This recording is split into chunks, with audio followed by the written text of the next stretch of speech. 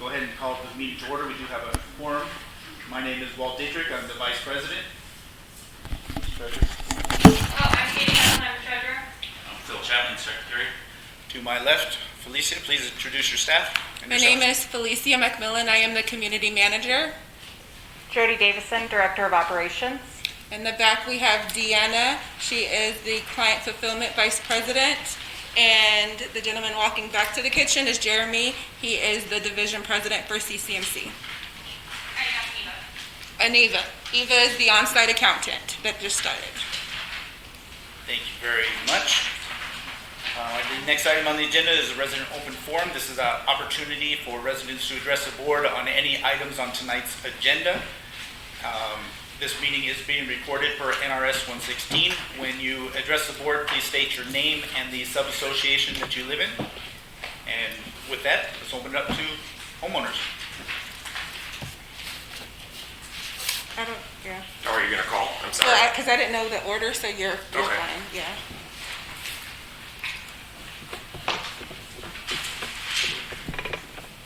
My name is Joe Van Dyke. I live in Bar Harbor Glen.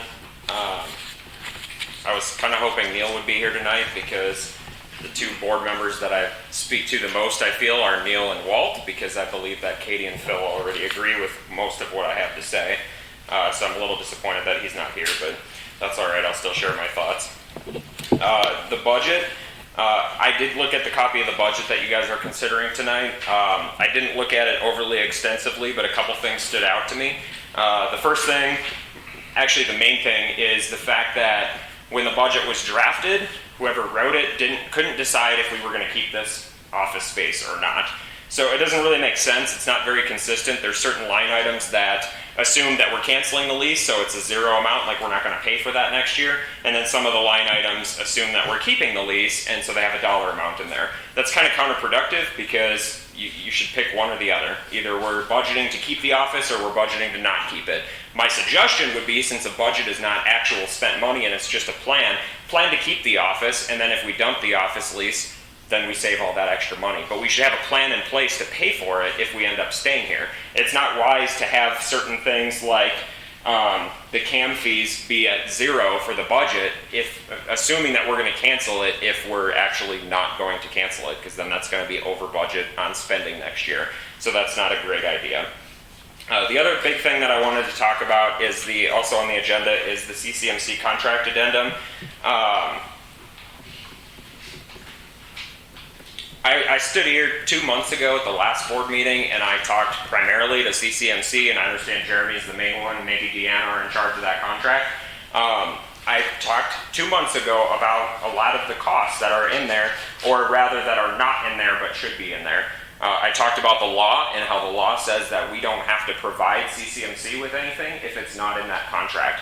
When I saw the agenda about a week ago online, I saw that item on there that there was a contract addendum being proposed, and I was kind of happy to see that because I thought, well, maybe you guys heard what I had to say. And then I looked at the actual addendum. You didn't hear what I had to say, because the only change is that we no longer are required, we were never required to provide this office space, but now that's spelled out in the contract that if we don't provide an office, that CCMC will provide that office on our behalf and cover the cost. That's the only change. To me, that's a good change, because that means that now it's in writing that we do not have to find our staff an office space.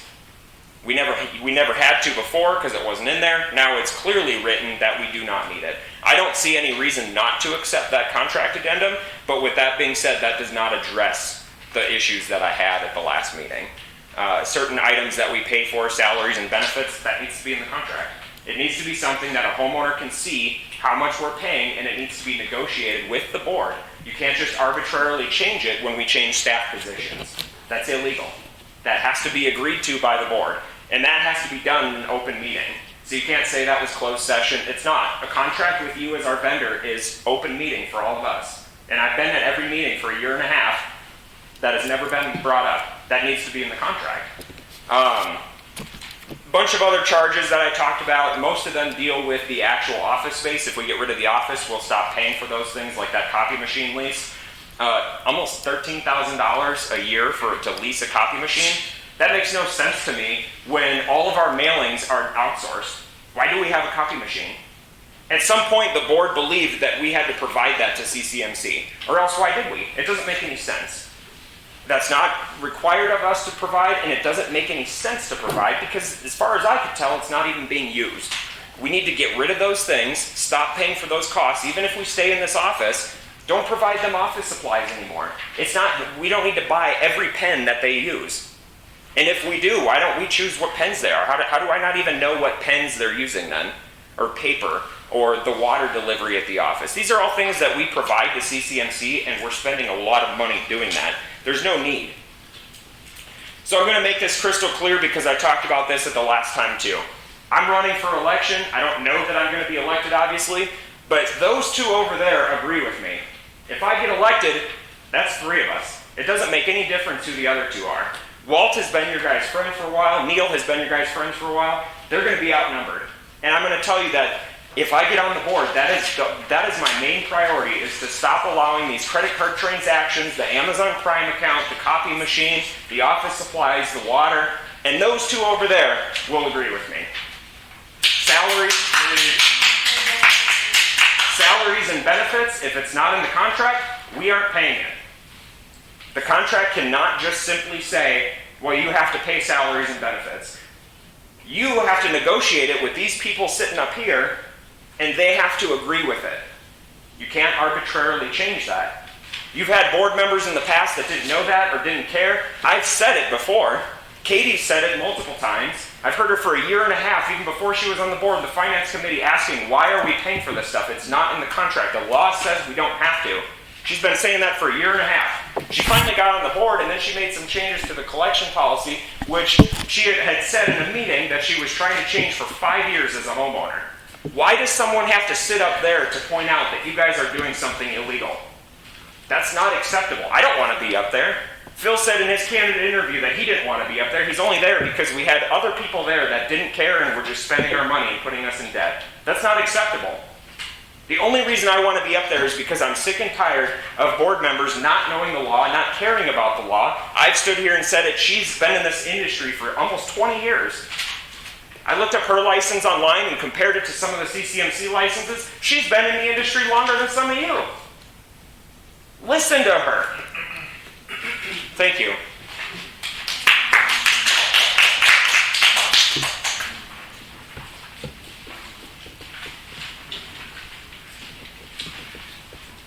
Jeffrey Bennett, Westminster, Providence. A couple things. One is, I would love to see an accounting on the legal fees, and somebody's got to explain to me how we spend, in one occasion, $2,800 for our overpriced, useless legal counsel, spending $2,800 to review emails. First of all, we have no employees, okay? We contract with CCMC to run this operation. If we get sued, they got indemnity and liability. You all have E&O coverage. I want to know why we spent $13,000+ and we can't get an accounting from our overpriced legal firm. Secondly, I would ask that you not approve the budget tonight till after the election, because no offense, Neil's going to be gone. Keith's, what's his name, is already gone. You're not running again from what I understand. If you are, great, you're going to get beat. Okay? And, I promise you. So, the attitude for me is, let's wait till after the election, when we have 5 whole board members, and we can look at getting rid of this at almost $250,000 a year. For what? And then, it's rentable to our people that live in the community. I'd love to see how many times this thing has been rented by our people, other than the events you occasionally throw. Okay? We sure as hell don't need any more lifestyle people. Hire a party planner for the 3 major events a year. It's a lot cheaper. Okay? We are broke. We're getting deeper in the hole. And I keep wondering, and I know I beat up a couple of people here, including my friend Felicia over here. We've had water leaks since September 1. That's great. I know that. But the watering date's changed. And on the watering date, you're not supposed to be watering. There's leaks everywhere. Yes. Okay? So I'll tell you what I did today. I talked to the water department. They're coming out, and I don't give a shit, pardon my vernacular, if we spend $10 grand a day in fines. you're gonna get it, because we spent over $800,000 over budget over the last 4 years on water. Any wonder why we're broke? So I'm asking you guys tonight, on that end, please don't pass this budget till we get all the right people in places. And no offense to CCMC, we don't need them. We can do this whole thing with 3 people in a whole lot smaller quarters and save about $300,000, $350,000 a year. We might get our reserves where they need to be. Have a great night, folks. They have to pay. We don't. Yeah. It's not our money. Is there anybody else who want to? Oh, I'm sorry. She's out of the office. The contractor says that. I'll text you tomorrow. All right, Jennifer, we're out of view. You guys know me. So 2 things that are on here. One that was kind of brought up briefly was about the water. I can tell you, and you guys probably know because I email the board every time I see water leaks. And to me, why are we paying all this money for the water leaks when it's reported to CCMC, and I'll get a message a couple of days later that, oh, we'll have somebody out there. The last one I sent was the one at Knickerbocker Park that was by the water fountain, and it was growing mold. It was green in the desert. How much water has been there for so long and nobody has done anything? And then I get an email back saying, oh, it's a plumber issue. Again, how long has this been going on to grow mold or whatever, seaweed, in the desert? So what are they doing for us? Okay? That's one thing. The other thing is it talks about removal of disengaged committee members.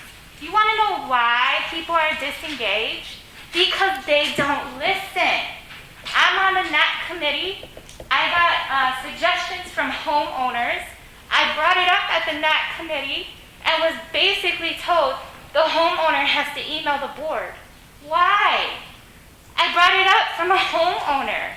So you're totally negating the need for the committee, right? It does not make any sense. So when I went back to the homeowner and I said, look, I presented your suggestions. Basically, wasn't it, Felicia? You told me that, oh, we had a farmer's market, so that's gone. That idea was just thrown in the trash. I don't know what happened to her other idea of beautifying the electric boxes and things like that. And what was the other one? I think movies in the park.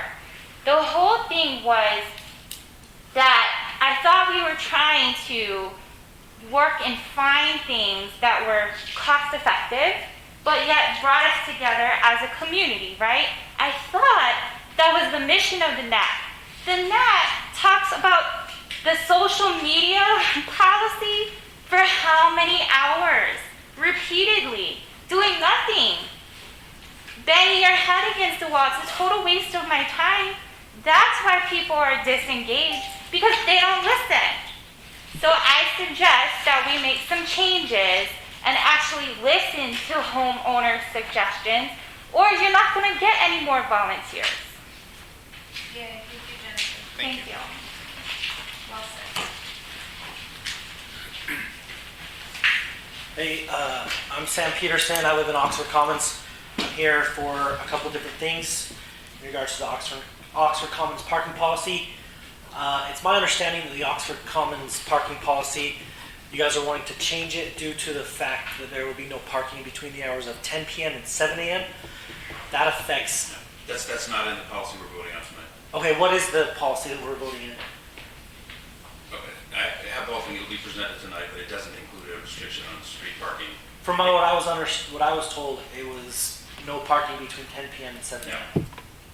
That's not in there. Okay, so there was a huge miscommunication in that regard then.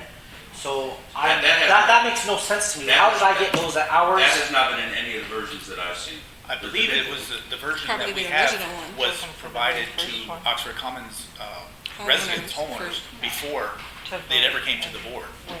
Well, and that's another thing, we've never had a board meeting. You guys are our board of directors here at Oxford Correct. Commons. In the 3 years that I've lived there as a homeowner, we have not had one board meeting. No, we are, this board is also the board for Oxford Commons, so this is actually an Oxford Commons board meeting as well. Why are we combining it? Nobody knows that. Because you're what's called a benefited community, you don't have, you're not a sub-association. You and Easton Place are. Yeah, I understand that. But at the same time, why can't we have an hour before or 2 hours before, however much time it needs to have our own board meeting? Personally, I've thought 'Cause then- about that, having a committee, like an If Oxford Commons there's enough, committee. there's enough interest, we could consider doing that, or having it on a separate. Well, I mean, It's not gonna be, let's get back to the parking policy. Okay. What is the parking policy? Obviously, we're going to discuss it. I'm here because I understand that it's going to be from 10 p.m. to 7 a.m. No parking on the streets. no, that's not it. Okay. I was told that. The only time you can't park in the streets, the blanket is for street sweeping, and I don't think we've set the hours for that yet. We just have a provided the contract. dates that they are out there. But other than that, the restrictions are for blocking driveways, blocking fire hydrants. Mailboxes, hydrants, commercial red vehicles. curb areas. It is not an onerous parking policy. It's not at all like Brighton's. Which I think is good for you, Sam. Maybe you heard from other homeowners that this was coming up. I wish that you would ask management about it, and they probably could have provided you a draft of it. So it's good, it's good. So it's going to be no parking in front of driveways, mailboxes, fire hydrants, Red curved areas. red Right, curb. and there's certain types of vehicles that can't be in there, commercial vehicles, large vehicles, unless they're actually engaged in service to one of the homeowners. You mean blocking the driveway, or you can't? Well, that's common sense to not block a driveway. Right. No, it's not. It's a fairly No, common it's sense not. policy. You'd be surprised. Be surprised if people block other People's driveways. driveways. Well, this is new information to me. But let's figure out the board meetings for Oxford Commons. 3 years, not one board meeting. And it's because they don't have a board of directors aside from us. But Oxford Commons is a smaller community, doesn't take a lot. We still But- could. We still need to be in the know of an example that we're dealing with this parking policy But that now just changed. Any decision that the board makes about Oxford Commons are made at our regular board meetings. So How are us as residents in Oxford Commons? How do we know that those are going to happen? they're on You the guys don't agenda. communicate They're on the with us. agenda for the meeting. We should be putting the agendas out farther in advance so you can see that. But you'd have to just attend these regular board meetings. Okay. So you're suggesting, what is the word? Committee. A committee for Oxford Commons. Right. Okay. There was a board member here for almost 2 years that was from Oxford Commons. I don't know if you know that. Oh, I'm very well aware of that. That makes no sense. I mean, that's a whole other situation. I mean, everybody's from a different community, a different sub-association. Yeah, that's fine. And he just happened to be there. And actually, it that was, doesn't matter. He's gone. It doesn't matter. So I'm we just want to saying move that- forward. it was kind of with a Oxford waste for Commons. Oxford Commons. We haven't had a board meeting. We can have a committee and have a board meeting within the committee, and we can have that committee for us, and then we can communicate that to you. Or what we could do is we could ultimately just go in and get our own sub-association, a whole other. Right, at this company. point, to get a sub-association, it would take 100% of the homeowners in Oxford Commons agreeing to do that. 100% Yes, of you do it- Oxford Commons. You can only form an association Okay. by agreement of everybody who owns the property. So when the developer owns it, he says, okay, I'm bringing all these lots in, because he owns all the lots at one time. Once he sells those lots, the new owners have to agree, if there's no association, which there isn't, every new owner has to agree to be in it. Okay. So if one guy says, nope, I don't want to be in that, he doesn't have to be in it. So, and I hear what you're saying, Sam, but I will warn you that having a sub-association is going to be more expensive. You'll get more representation. That's the decision that we as Oxford Commons would have to come to That's make, exactly- right? That's not my decision. I agree it would be a better setup if they had a sub-association, and actually KB Home at one time did have a sub-association and they did away with it. But it's not gonna happen now. It's impossible to get the homeowner buy-in to do it. I've actually had the reverse. I've heard from sub-associations who want to become benefit associations. They wanted CCMC to Yeah, manage I mean, their companies. what it comes down to is just ultimately having a board meeting board having a clear picture of what the parking policy is, because obviously I was told it was no parking 10 p.m. to 7 a.m. I get what, Who told you that? they're in this room. They're in this room. But it doesn't matter. I'm not gonna point out names. It doesn't matter. If you want to give me your email address, I can email you the parking spot, what the new one is. Yeah, I'm happy to. So come on over and give it to me. Okay, thank you. You're very welcome. I just have a quick question. Is this the right form for notice of violations? Because I was asked to be put on the agenda, but I'm not seeing it. That would be the closed session. That was at 5 o'clock, if it was today. What's that? That was at 5 o'clock today. Perhaps, Jody, you want to talk to him? Yeah, I can, Can I get it on the next one, please? yeah, let's go walk over here and have a quick conversation. Previous manager presented us with one. Any other homeowners want to speak on items on the agenda?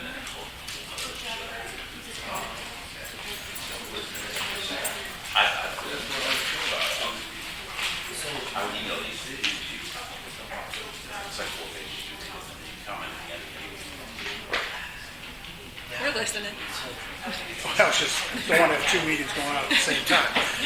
So,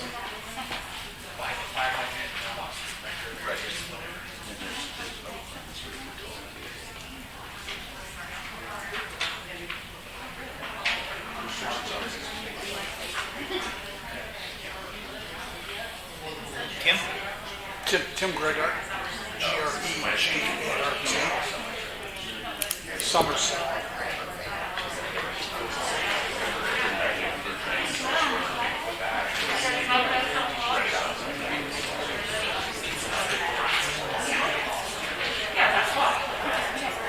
Hey, Phil, can we let this guy, he's wanting to talk. Sure.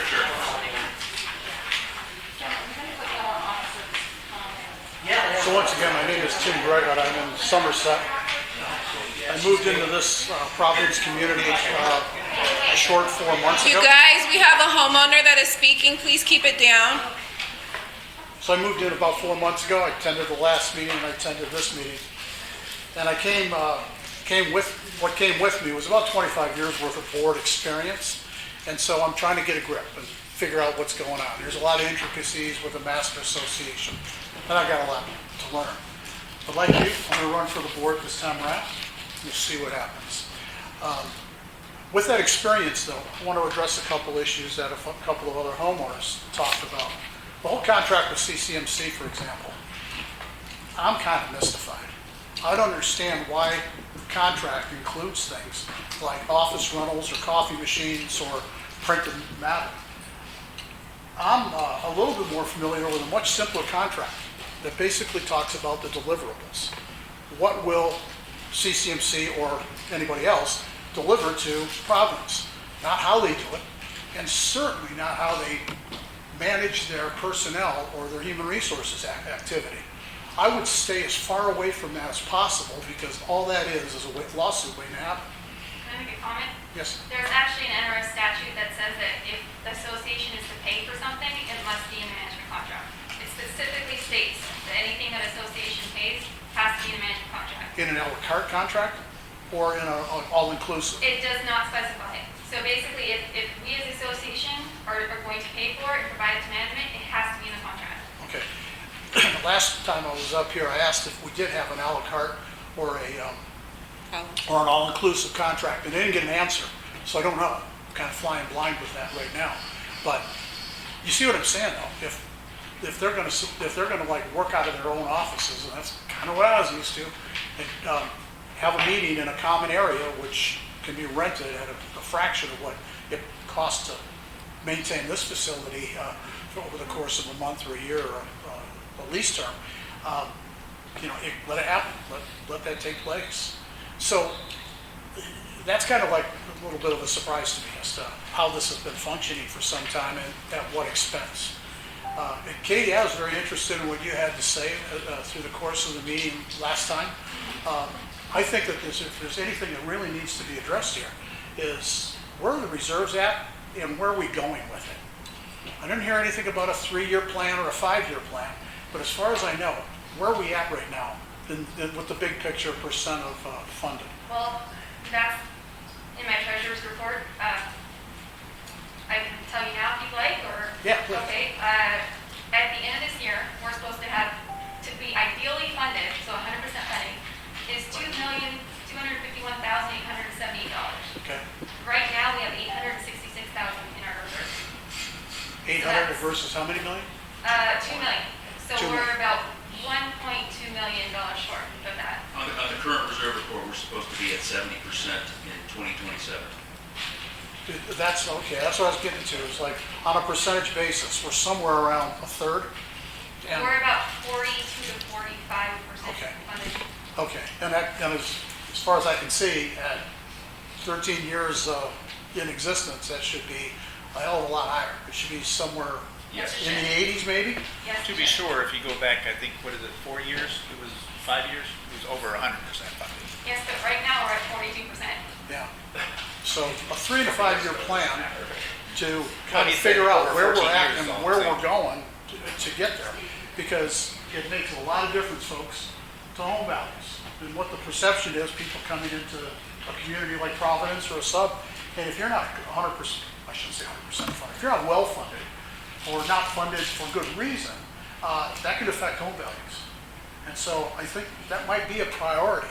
It would be for me if I was sitting in one of your chairs. Jim, So- one last thing on that. If you look forward, depending on some things that might happen in tonight's meeting and going forward, and another reserve study, like Phil said, the current reserve study, I presume another reserve study will be done next year, and you'll probably see closer to 100%, if not over 100% reserve funding. Nope. That would be quite a leap in 1 year's time. Do you do a reserve study once a year? It's typically every 5 years. A It's physical required every 5 or- years. or- We're or- probably You gonna do can an update. update next year after we have some major irrigation repairs, we're probably gonna do another one up. And then next year it's an update, not a full reserve study. We also, the perimeter walls, which we're responsible for, are not in the reserve study. And it's gonna be a large expense. So that needs to be added as well, which is gonna even make our percentage even lower. Is that Yeah. because of the waterways? What? Water. Is The- that because of the water? It's water damage. The irrigation is the perimeter walls are not. It's many different reasons. I got a little experience with those kinds of issues. Fencing or gates or walls, of course. And then where I came from was slope failure. And when you went through the study and you went through your budgets to see where you were going to go with the reserves, you know, I kind of fought long and hard in my past because they would say, okay, we want to reserve for a slope failure. Well, a slope failure where I lived is going to destroy homes and, you know, devalue a whole bunch of properties. And I don't know how you reserve for that in any circumstance. You might insure for it if somebody's going to put that together. But sometimes, and maybe the wall situation, I haven't been here long enough to know, is one of those type categories where you just can't do it. You can't do it realistically as an HOA. But certainly something to look at. And if there was some kind of move forward planning that talked to those types of issues, at least you'd have a plan to show to the homeowners to say, this is exactly where we're going and this is how we plan to get there. You adjust every year, just like in business, but that kind of thing would be a great value to homeowners and then potential homeowners coming into Providence. So, I agree, yeah. so, okay, so that's kind of just that on the whole planning thing and on the issue of CCMC and what's in their contract. I've also come to realize through what I'm reading and whatnot that the whole security issue and now marksman. Courtesy control. Huh? Courtesy control, not security. Okay, yeah, I know the semantic issues, yeah. But if you just forgive me that, at this point, I'm looking at a little bit of from a different angle, whether it's security or courtesy. I'm new into the community, and I'm looking at a whole lot of next door things that talks about a lot of petty crimes going on, like break-ins and car thefts and what have you. And I don't know whether or not a courtesy patrol has any impact on that or not. So as a board member, one of the first things that I would want to do is understand a little bit about the give and take on what a courtesy patrol offers, or a security patrol. Does it defer crime? It isn't going to stop it, I know that, We always used to say, you're not going to stop criminals from doing what they're doing, but you can push them down the road a piece. And that's kind of maybe where I'm going with the whole deal with marksman now. I had a lot of experience with Securitas, and God bless you all for getting out of that bad deal. Because, gosh, they were just a money grab. That's my experience on a national basis. But there's a lot more to be said about having a security function versus not having one. Again, when you come back to home values. And it comes down to like, where are you at if you're a potential homeowner and you see courtesy patrol in one area versus not in another, just like a gate. So something in a 3 to 5 year looking out kind of avenue should also include a little bit of empirical value as to just where you're at with that. You could ask the courtesy companies to give you that information. It's going to be skewed in their favor for sure. But there's other resources. I live in a neighborhood that has a tremendous number of police people that are my neighbors. You know, engage them and engage them with some kind of special timed committee or research or survey to see just exactly what we can do empirically to either prove that we need marksmen or prove that we don't, and then move forward, put it in a plan, and kind of work the plan as time goes on. And there will be very different changes as we all know. You know, everything changes. COVID's probably the most vivid one that we all experiencing right now. So any kind of planning that gets put together, hopefully I'll lead that charge, will be one that kind of lives and breathes. And that's kind of where I'm at with that. One issue came up tonight that I think is important too, and that's the whole water and irrigation situation. I'm experiencing that right now on the board for Somerset. I've been on that for all of about 2 months, and I'm kind of intrigued a little bit why we as a sub-association and perhaps Providence isn't enlisting the services of your landscape contractor to not only think about it but manage it, maybe even be responsible for it. If they're the people that are working landscape, and in my last homeowners association, we have 1.4 million square feet. So I know it's not Providence, but it's pretty significant. And they were on it all the time.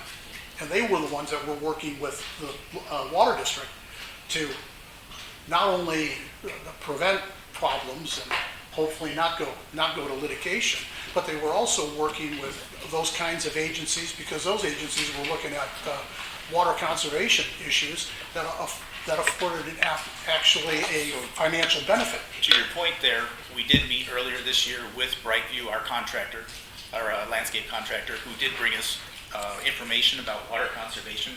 I look over to Phil because he was there at the meeting, talking about reducing grass areas, unused grass areas. You get paid for that. Yeah, and you get paid for that, rebates and stuff.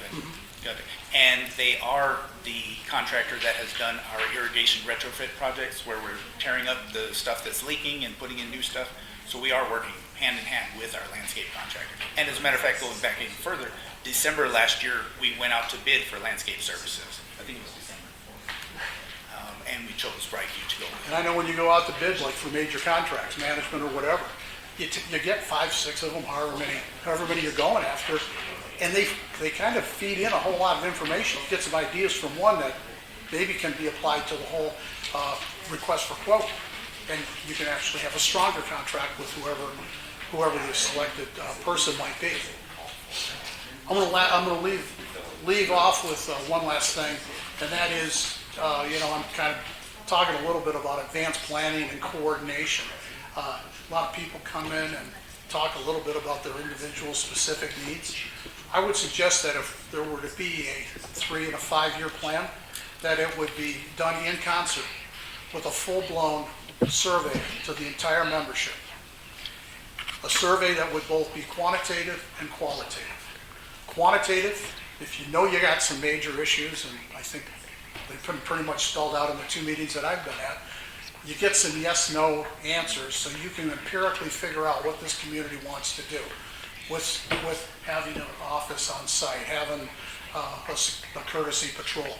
But then also give it some qualitative opportunity too, so that when all that information comes in, you also kind of identify that maybe there's some things out there that could be addressed, that could benefit the community and home values in the process. I'm a big fan of strategic planning also. It didn't happen this year. I'm embarrassed that I didn't push harder for it.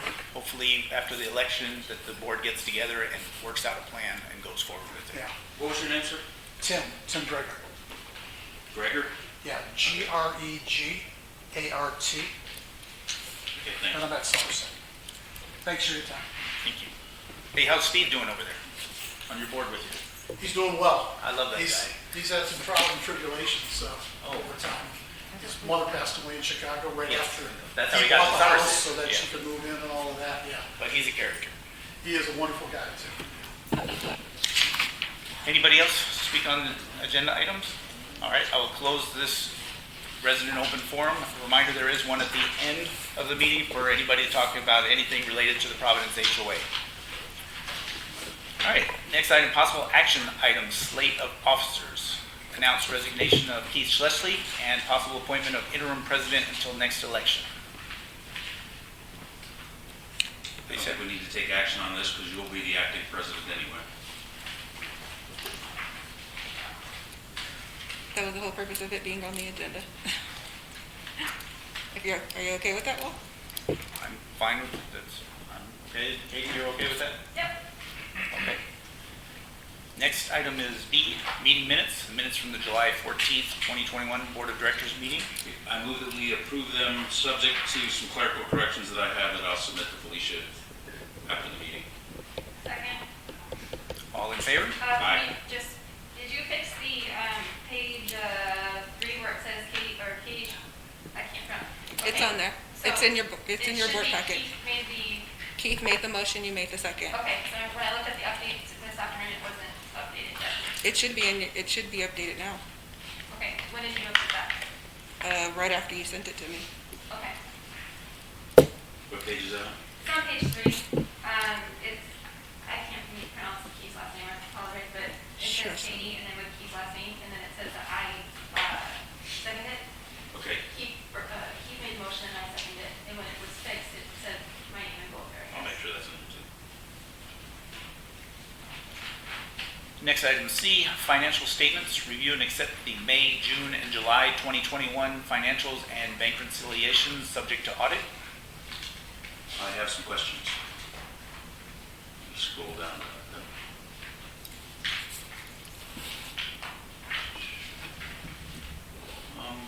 On the balance sheet, I'm looking at the June 18th one, but it's on all of them. It lists building improvements and leasehold improvements as assets of the association. How are those assets when we don't own them? The building we're talking about, the buildings in the park. Okay, that takes care of building improvements. What is leasehold improvements then? Would that be like the Inside. cabinets? Anything inside of here, leasehold improvements, so any Well, that improvements in leasehold, I mean, here. it's not anything inside because there's separate entries for furniture and things. Improvements would be structural, which would be owned by the landlord, not us. Well, all of the original improvements was, I believe, discussed with the board as far as everything that's in here.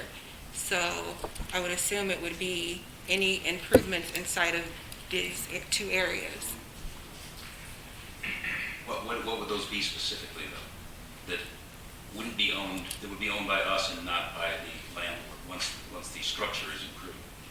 Perhaps like the fans? The TVs, Normally that wouldn't The be called cabinets. improvement, those would be fixtures. But are you including those?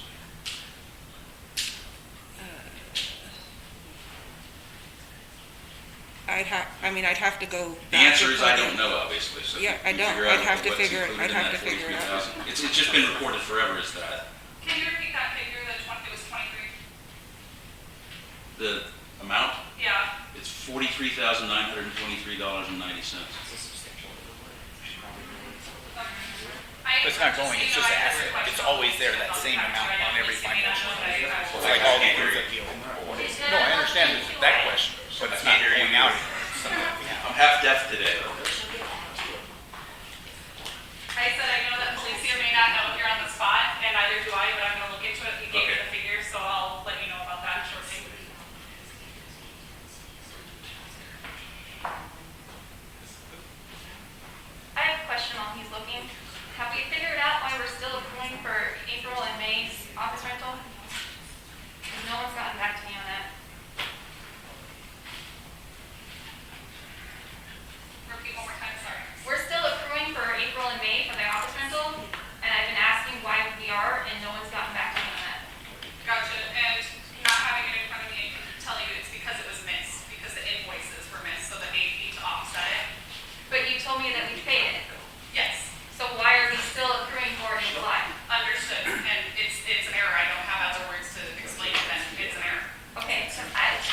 I make a motion that we postpone the May, June, and July financials. I still have some questions I might go through. Yeah, sorry. Under other liabilities, under liabilities and equity, there's a listing for insurance claims pending for $12,444. What claim is that for?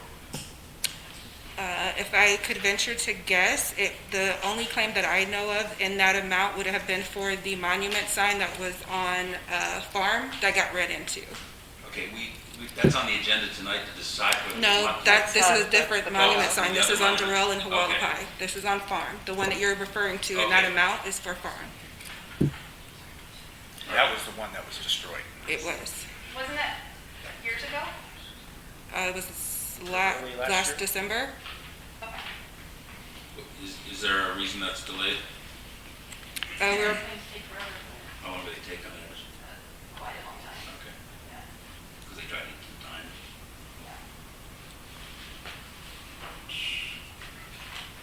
So the motion was to postpone, it was seconded.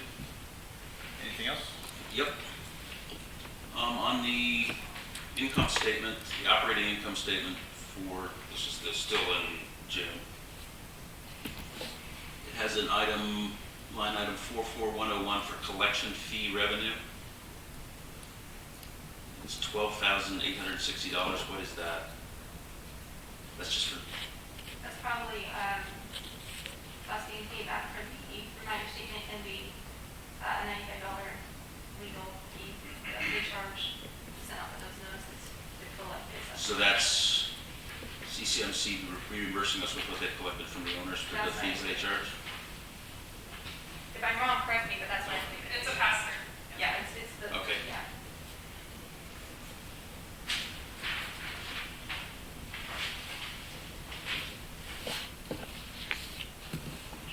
Okay, no, never mind, I've answered that one before. Easton Place income statement.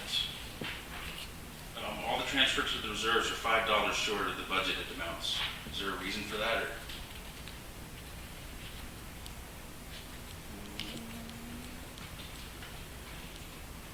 Not that I'm aware of, no. I mean, if we budgeted to deposit a certain amount, we should probably deposit that amount. $5 isn't gonna make much difference, but it seems odd that we didn't do the full amount.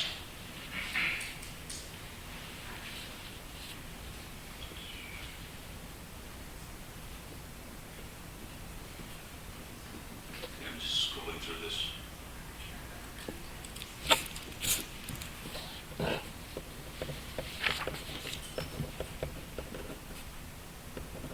You're right, Walt. This format does lead to excessive scrolling. The financials, when they come out to us, usually by the 20th of each month, they're in a smaller format, a little bit easier to go through. There's still a lot of scrolling with that. Well, they're long and they're lengthy and they have a lot of information in it, for sure.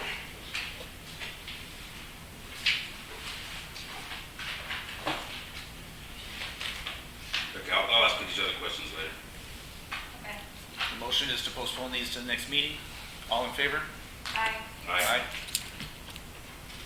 Next, we have the treasurer's report. Treasurer's membership update. Okay, as I said earlier, basically my treasurer's report is we have $866,000 in our reserve at the moment. At the end of the year, to be fully funded, we would need $2.2 million. I presented options, I presented things to cut back, the board has not done anything. I know that homeowners like the socials and they want the socials, but our main concern is we need to raise that reserve amount. And we need to do it now.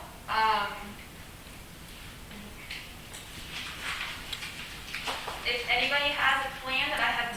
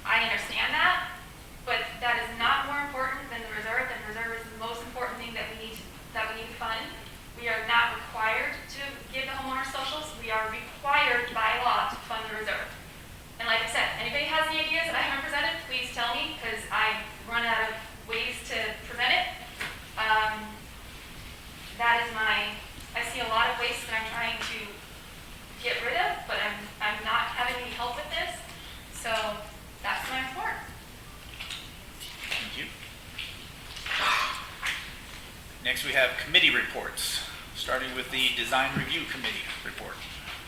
So the design review committee is still reviewing projects bi-weekly. They are still meeting electronically. That's all I have. Thank you. Next, the Finance Committee report. The Finance Committee met over the course of, well, they skipped July due to scheduling conflicts, but did meet in August to go over the budget. The suggestions are on your cover sheet as far as their suggestions to the board, one of which of eliminating a space and 2 events out of the year. The budgets that are provided to you, the Finance Committee has reviewed and provided their final approval for them. I'd actually like to add something to the report. Falling Star has asked multiple times if we could, since we're doing the irrigation repairs, if we can actually put in less trees and plants. Shrubs. Because it's costing more water. And her suggestion is to put less plants back in place because of the water bills. And she would like a response from the board on why we haven't done that, but that was not included in there, so I thought I'd mention that. That's a good job suggestion. It's kind of like when we were talking about replacing the trees, the dead trees behind the school over there, Right. the area, and we didn't do that, just to make them less. We have 2A, they're E2A, acknowledge committee member resignations. Is there any action necessary on that? Nope, just acknowledge. Thank you, members, for your serving. Item 3, Neighborhood Advisory Committee report. Neighborhood Advisory meets every Wednesday. The last couple of meetings, because of the board's directive to look over the social media policy, they have been looking over that social media policy. The revision that the committee suggested is behind your cover sheet. So please take a look at that because the social media policy is on the agenda, but those revisions the committee would like them to be considered. And acknowledge committee member resignation, once again. Thank you for serving. Next item is F, review and approve, accept, adopt items approved by unanimous consent. This is the leak detection for the 6600 block on Schaumburg. And this was the one that was already done? Yeah. So we're just putting it here in the meeting. This was a leak, and talking to, if I'm correct, Kelleher Davis was involved with that? No, this is American Leak Detection, who worked with Brightview. With Brightview. And that turned out to be a good one. Didn't end up costing as much as we thought it might. Next, we have the social media policy. I move we postpone this to the next meeting or for action without a meeting to give me time to rewrite it. I started marking it up to make some minor corrections. It's just too much. I second that. I'm gonna have to do a major rewrite. Any other discussion? I'd like to point out that we've postponed it about 4 times at this point. Yes, because Thank you for that. a confusion of versions with this one, like on the parking policy. Okay. This is finally, the NAC sent us their final version, and there's a lot that needs to be changed. They also left out any point that deals with the problem of why you started it in the first place, which is to address committee members behaving badly on social media. It's not an official account. Personally, I think that we need to, where it says use of their photos and videos, I think we need to get people's permission in order to use their. I'm taking that out of my editing, because we can't condition a member's right to attend a meeting on them giving up the rights to their Right, image. that's why I think. So in my rewrite, that's one of the things I put in was Okay. accepting board and member meetings from that. Okay. In regards to that, what is y'all's opinion on streaming meetings? Like, we were doing that for a while, and now we've not. The only reason I didn't like that is because the quality was so low, it was unwatchable. You couldn't hear, or the image was blurry, you couldn't hear anything on it. The last couple times we tried to do it. The audio recordings are more useful for me anyway. If we could solve the technical issues, I would like to stream it again. I like that idea. I mean, I love the idea of streaming, I always have. But it's not just the decision we're making technically today. stupid though, so I have no idea what we need to do to fix that. Right.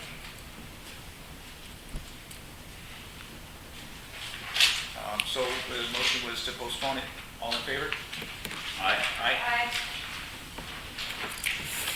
The procurement policy. Is that ready?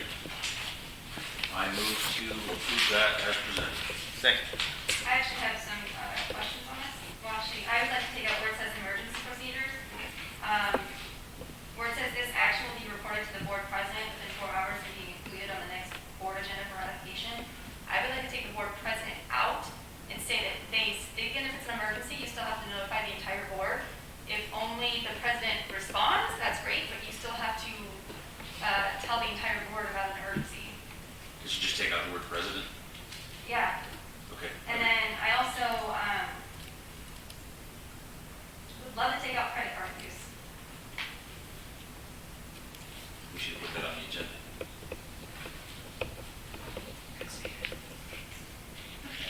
But that's all my comments. In regards to the removing the president word from there, I don't have an objection to that. Normally it's a emergency situation, some, car crashes, a gunshot, or, whatever happens, and the community manager will contact the president, let them know what's happening. I have no problem with it. It makes sense to Contact the contact entire board. board. Yeah. That's just as easy. All right, do you want to take out the credit card paragraph? I would like to.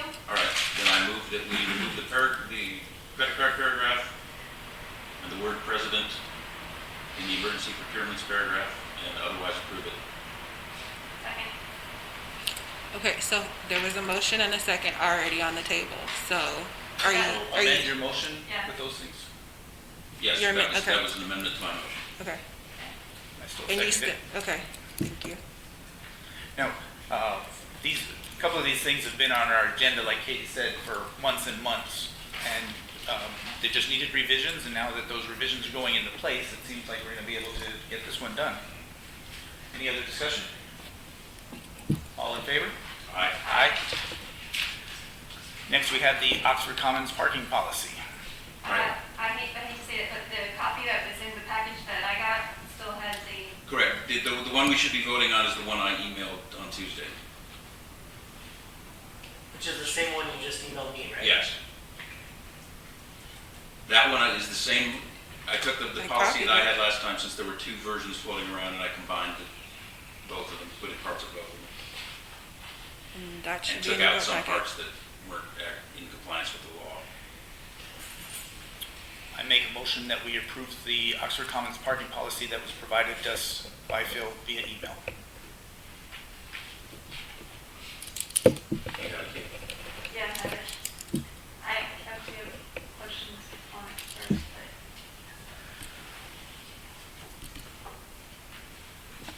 Ms. Hill says, I figured out how to do this PDF thing. Open up two of them. One has the agenda, and one I'm scrolling through. Do you want a paper agenda? Hmm? Do you want a paper agenda? I guess that would work too. Here, let me grab you one. I'll second for sake of conversation, but who's gonna enforce this parking policy? Is CCMC gonna enforce it? Do we need to get a parking enforcement company to enforce it? Who's gonna enforce it? So currently, Ashley's Towing is just on standby. I know that there was an agreement that was signed, but we haven't been able to tell them to start because we don't have a parking Can policy. you So send there us would that be agreement? So I want a to make sure towing. it doesn't allow them to patrol independently. They should only come in and call. Yeah. For sure.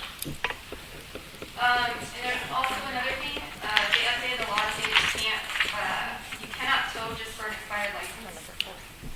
Or, sorry, expired registration. Is that a new one this year? Yeah, it went into effect in October. October 1st. Actually, that went into effect immediately. I took a class on it just recently. It hasn't made it onto the website as a change yet. Yeah. Just looking at that. So I think we need to take that part out. Okay, which, Number 8. Well, I hope they make that apply to the city of Las Vegas. Golly. Yep, slide everywhere. Well, I mean, like the city of Las Vegas parking enforcement. That's towing, not citing. You'll still get a citation. Yeah. Is So it- that's citation, City of Las Vegas. you can't be towed or. Okay. that's not in 116, that's in the parking section, whatever that one is. I think I took a picture of it on my screen when I took the class, so I can find it probably real fast. It's probably under Transportation Authority.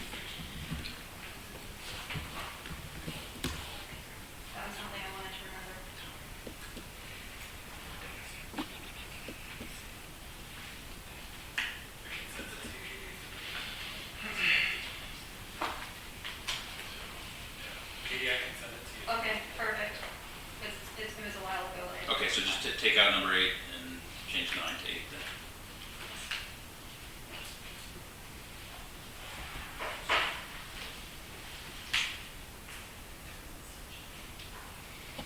You can still enforce that they be registered, you can't tow for it. So We have no other, we could fine for it. Yeah, you just can't tow for it. So I think mine's okay. Okay, so we need to make that, we need to add something to make sure we can. Let's see. That may be okay. Policy. Nope. We need to add. So on 8, I think we should just be another sentence that says vehicles may not be towed for violation of this section.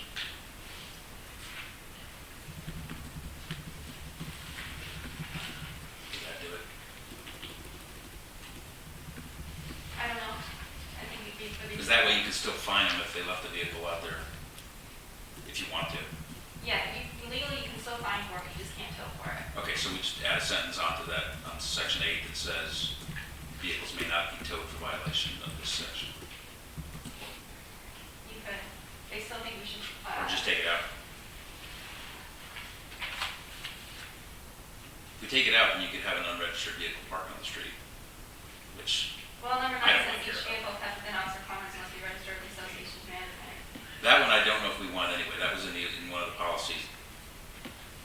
I don't see that has much of a purpose because, Oh, that says something was I think having the unregistered vehicles is to prevent abandoned vehicles. right, but this is registered, like every owner would have to say, I'm keeping these cars at my house, and they would have to keep a database of all the cars in Oxford Commons. I think you can leave 8 in, you just can't tow for it. Right, but we need to make it explicit that we can't tow for it. And then I also think that we need to run this by an attorney too, because I need some parking policy for it. Okay, one thing I did take out is a lot of the parking policies say that if a vehicle commits another violation or the same violation within a year, you can still tow without notice. Yeah, you can't do But that. I don't like that at all. That was in one of these versions. Yeah, you can't. But do it's that. not this one. No, what the law says is you have to give 48-hour notice. And it doesn't say anything about an ongoing period or anything like that. So I think it's safer just to give each violation 48-hour notice. Yeah, you can't tow automatically within 12 months. It's NRS 487. Okay. It's not updated on our website. Okay. Yeah. And then the other thing too that I had a question on is it doesn't specify anything about guests. So are guests subject to this parking policy as well, or is it just owners?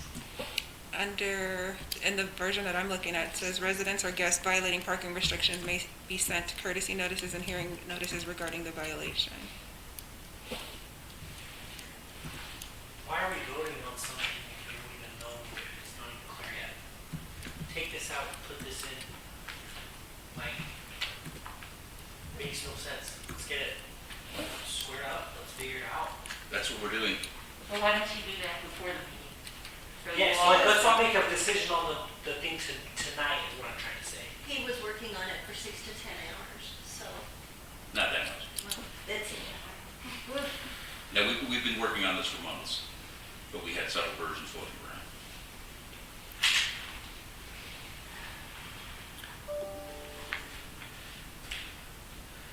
Okay, where do you see that, Felicia? On page 1142, page 2 in your packet, under remedy/enforcement. Okay, that's not the version we're looking at. So I think you have. We're looking at the one I emailed on the 7th. I think, okay, so you have it under enforcement and remedies, you have that as C. Subject to the restrictions in NRS 116, fines may be assessed against the owner or resident unit that is associated with the violating vehicle. Yes. But it doesn't specifically say if guests have to be, Did I make the motion? Okay, so we need to add something. Yes. Okay. I'm going to rescind my motion and make another motion to postpone this to the next meeting. Second. Any further discussion? Okay, but the thing is, we need to then actually communicate between now and the next meeting. Sir, So send me- it's in send me- your hands. send me- You said you needed to make changes. Right, send me- You emailed us changes, we're good with that. Right, send me But now these- you're making more changes. Send me these changes, Okay. so I can know what they are. I Email apologize, me. it's my fault, I thought of this when I read it, but then I got on with work and it's a chance to update my questions. All right. favor? Aye. Aye. Next, we have item number 5, Providence Center lease renewal. I make a motion we approve CCMC's offer of giving the association an option to accommodate existing site team members with office space out of the local regional office without charge. I'll second for discussion purposes. So I have a question in regard to that. The update says that if Providence doesn't renew the lease, that CCMC will then provide office space for the office. It doesn't say though that we still don't have, whether or not we have to pay for all the stuff that we're currently paying for, such as software, office supplies, computer equipment, all of that stuff. So would we have to still provide all that stuff? No, my intent was to get something in to get the discussion, so if you guys made a decision on the lease, you had something from us that said that we would work on that. But I'm more than happy to put all that stuff in, that exhibit A, and get it back to you. Okay, I thought that it didn't have a lot of stuff, like they would use their own software. it does They not would say that. use their own No, copy. the new Exhibit A still has software in it. The only thing that was updated in this is the one section that says if Providence doesn't, basically if Providence doesn't provide office space, then CCMC will provide office space. I really thought it said that they, or Everything maybe he else said is it via updated. email. I know, that's the only change. Everything else in Exhibit A is the same thing as it was Okay, before. so he said it in the email, and that's where I was going off of. Okay. Katie, we also added something in there that said we take care of all of the printing, copying, phones, maybe not phones, but we excluded the annual meeting mailer and state. Where is that? 'Cause the copy that I got doesn't say Can I that. interrupt for a second? We're out of order here. It's not an exhibit A, so the short answer here is that the exhibit A is something that's there for you guys to reference as just a point of reference for if you don't choose to renew the lease, because that's a decision you had to make tonight because the landlord is putting Yeah. that We- burden on we- you guys. we skipped But ahead. Exhibit A should not be No, we're on adopted in its current form. Walt's motion skipped. No, my motion was Well, to, your well, I motion- guess I didn't say the whole thing. His- Not Now we're renew going the on whether- lease and we take need to CCL. consider the lease renewal first and have a motion on whether or not we're going to. And that's We what I was just doing. That Right, was the which I problem agree with with, the lease but- renewal. I didn't say it. My You want to motion know these is things to, first before you vote. Well, yeah, I want to know these things before I vote on it, because so you want to table this to later? We can't table it to later because we're going to get evicted if we don't. No, later in the meeting, right? Isn't postpone as to the next meeting and table as to the later But in the meeting? the Exhibit A is not going to get Got resolved. it right, first time ever. Exhibit A has to be rewritten. It's not going to be resolved tonight. I don't know if Katie would be satisfied with. We wouldn't be satisfied. We need some time to take what you decide on tonight and put it into Exhibit A so that it is representative Right. of everything that you're So the doing. first thing we need to do is vote on whether we're going to renew the lease or not. Okay, so my motion still stands. I vote to not renew the lease and take CCMC up on their offer. I To give us second, right? second. office space for no charge. Okay, this motion, I think you should amend your motion to take out the part about CCMC though. Well, Just whether, let's have a clean one that just says whether or not we're going to renew the lease. Because it's automatic after that. All right. It's not in the contract, we have to provide. I make a the motion that we do not renew the lease on this space. second. Any other discussion on that? All in favor? Aye. Okay. Next, we have 2022 proposed operating and reserve budgets. We're still on Exhibit A. Now you're on Oh, 6. sorry. I'm so sorry. CCMC update contract Exhibit A. So, we wanted to get this on here so you guys have the office space, based on Katie's come up with. And I want to go back, bring all that stuff in, itemize it in there, and then present you guys with the exhibit A, that you guys. Okay, so, I would like to mention that I've been complaining about this Exhibit A for probably 2 years at this point. And I appreciate you guys wanting to update it, but again, I've been saying this for 2 years. Understood. okay, also, to make sure you update that mileage reimbursement too, because that's very vague. I think you need to say exactly what mileage you can be reimbursed for. Okay. Yeah. Can I And ask a who's question gonna on approve this it one all? for clarity's sake? From the action earlier under the procurement policy to remove the credit cards, we'll have a blurb in there just as a starting base for how that type of expense is approached, but it's highly adjustable.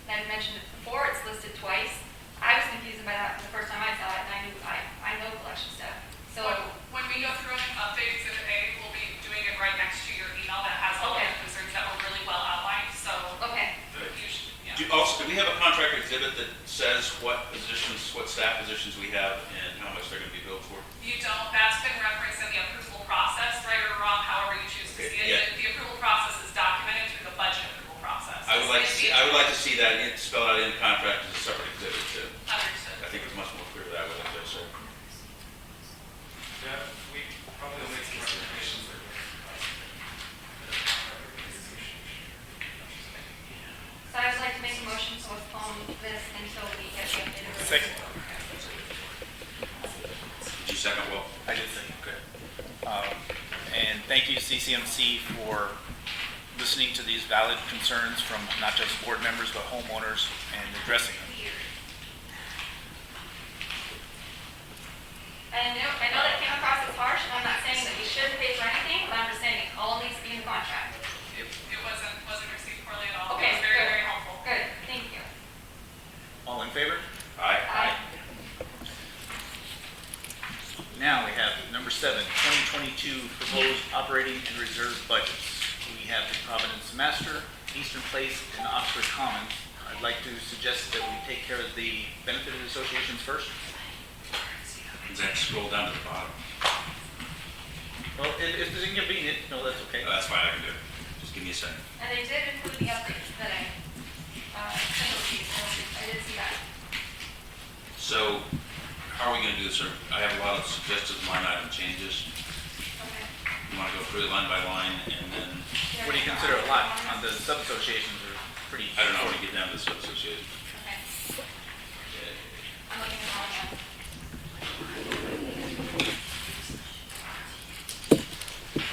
Now, these budgets were provided to the board some time ago. The Finance Committee has reviewed them and gone over them.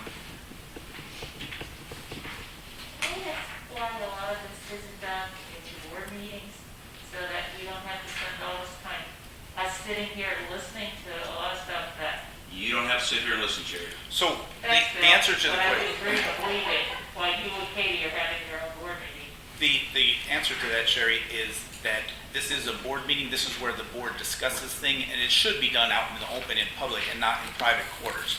So, and I understand where, like, this budgets have been sent to us previously, we could have reviewed it, could have made suggestions.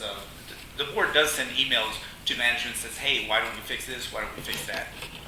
So some of that is done, and has been done, and you've seen how the corrections have been made, and they, one version that if you downloaded it last week, the board packet, it doesn't have updates that have been made since the board suggested, hey, these changes. So some of it is done and some of it is not done yet. Well, maybe you should have a shorter list. We should have more frequent meetings if our agendas are gonna be this long. Okay, or more frequent it's right at meetings, the yeah. And I will say this, every time you look at it, you find something new. I went through this on Tuesday night, I spent the whole night looking at it, went through it was 1,400 pages, and went through it, and I still, this morning, was like, oh, I have this thought, oh, I have this thought, oh, I have this thought, so. Maybe we could reserve some thoughts for later or something. It just seems like we sit here for 2 or 3 hours a lot of times. We do. That's the nature of board meetings. Yeah, but we're not on the board here. We're Okay, in here so getting your information. back to your question, so what do you got?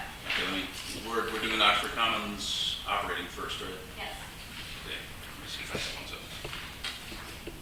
You might notice all over it too. Can I ask one while Phil's looking? Okay. Is there some place, I mean, for the, we've discussed doing a update to the reserve study.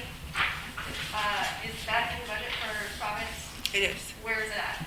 It should, hold on.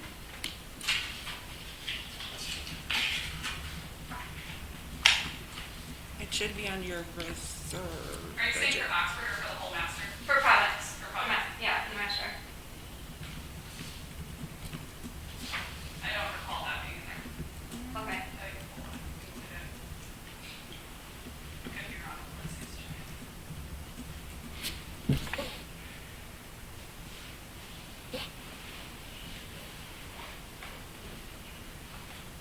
Are we ready to go with Oxford's budget? So it's going to be under Right. can I just answer Katie's question?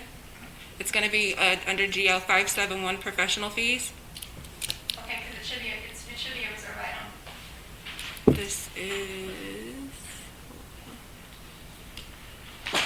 The reserve reserve Yeah, account? yeah.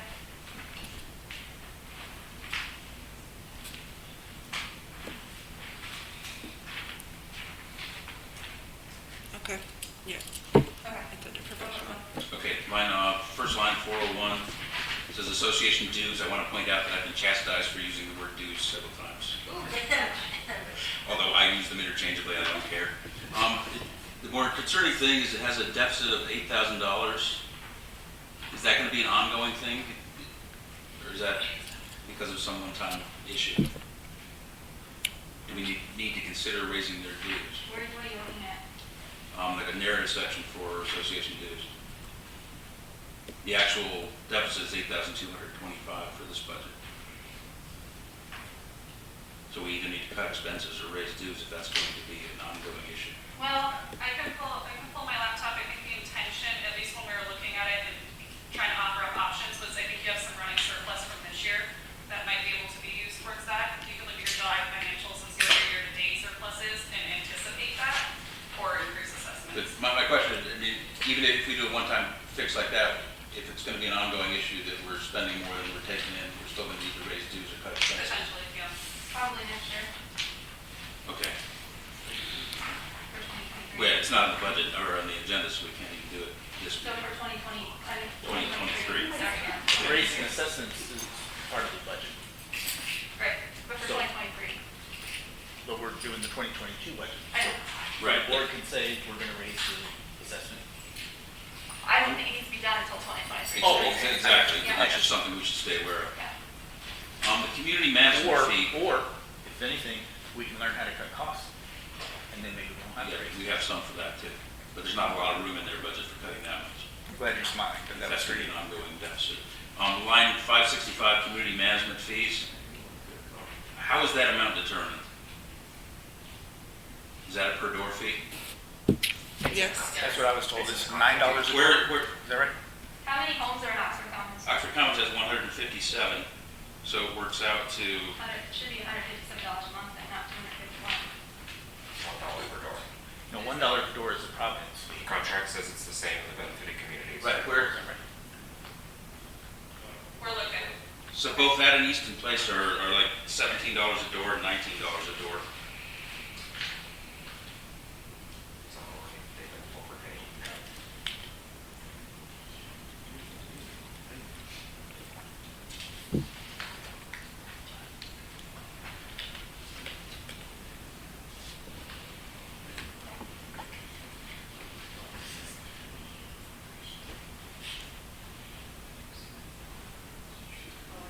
So you said how many homes are in Oxford Commons? Oxford Commons has 157, Easton Place has 170.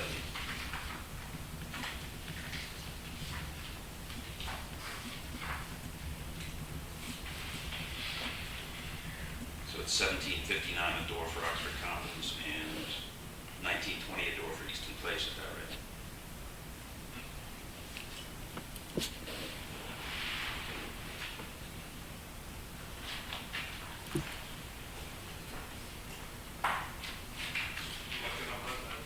The Oxford Commons has a reserve study fee in there, in the expenses column.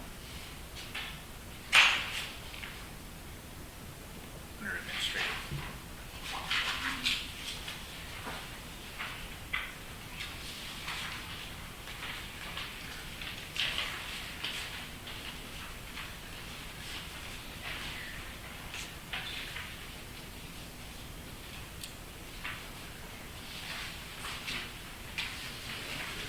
Yeah, I see it in 610.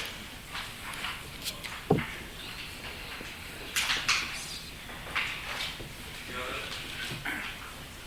it's 150 units for Easton, it shouldn't be that much. It's at $1 a door, which is correct, but it's showing us 217 units. Are they combining Easton Place and Oxford Commons? No, they're separate budgets.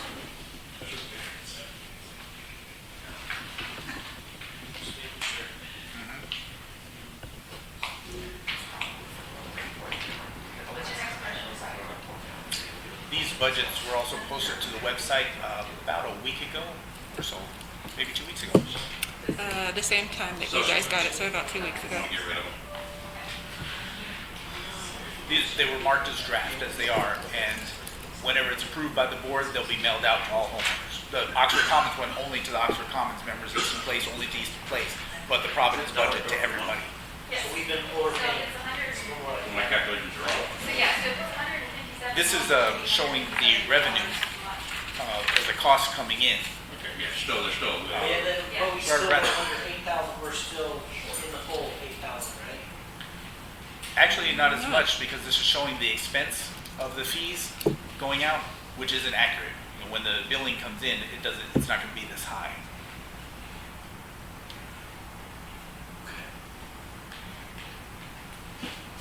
Okay, Yeah, it increases. are we ready to move on? Yeah, what's your next one? Okay, 575 social events, I propose we eliminate that. I will say that the finance committee does want to have the two events. Yes. Okay. So this is for But this- Oxford we're talking Commons. about Just for Oxford Commons. This is for Oxford Commons. Like, Block party. if they're at an $8,000 deficit, I don't think they can afford to spend 1760 on social events. When you went through the management fees, if that's not an accurate number, then that deficit is gonna be even less. It's gonna take it down another $1,000, but we can, they're still in a deficit. Right, do we need to make The gates motions are very and vote for each line item, or just, So far, you're good, so. but I mean, procedurally, do you want me to make a motion for each line item I want removed? You're listing the items, and then you'll make a motion that maybe to approve the budget with those line items changed. Right, but we all have to agree on whether we take that out or not. Majority, okay. And Katie, you said that reserve study should be moved to the Reserve, yeah, reserve reserve study. budget. Yeah, that's just Okay. like the, so the Oxford Commons reserve study needs to be. Yeah, moved I to saw it in reserve 610. capital. Okay. Phil, just to be clear, you said the lifestyle 575 GL to be removed from Oxford? Yeah, zero that out. Why are they doing a reserve study update? It says this expense is for possible update. Well, they're gonna, in their reserve, they are going to update their irrigation as well as some landscaping, so I thought that it would be prudent Okay, for it's them to something they put update. in since the reserve study this year? I'm sorry? Is it something that's been put in since the It's reserve study? it's in their budget for 2022, so the update after they do it Right, would then take effect. okay, so they're gonna do Uh, a major improvement that's Correct. not, okay. It's their irrigation retro and some landscaping. And when was the last one done, do you know? Last year, Okay. right? Last year? Last year. The builder provided it.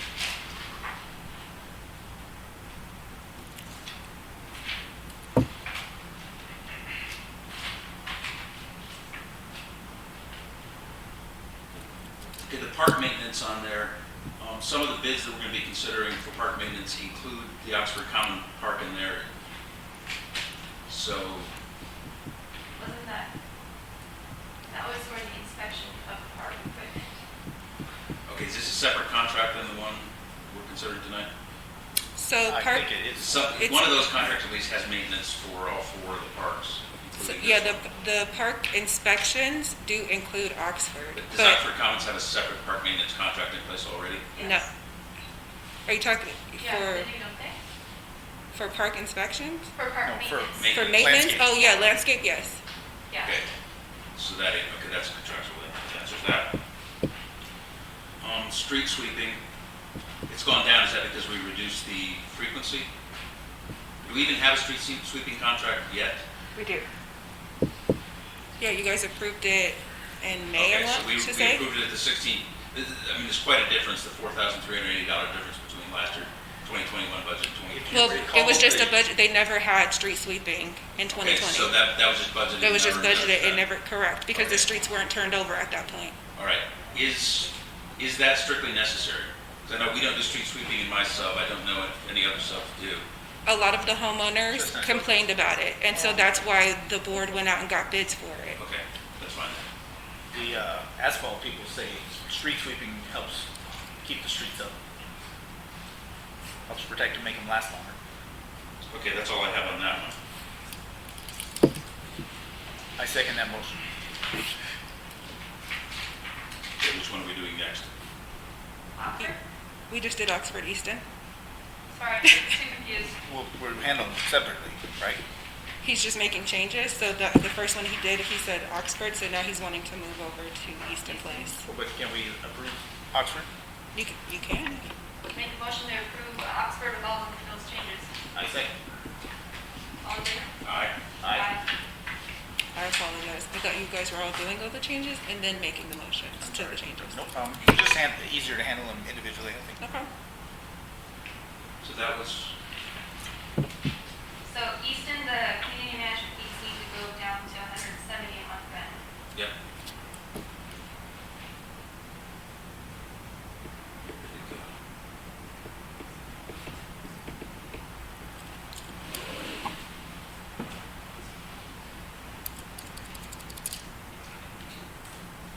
Why is there no allowance for bad debt for Easton Place?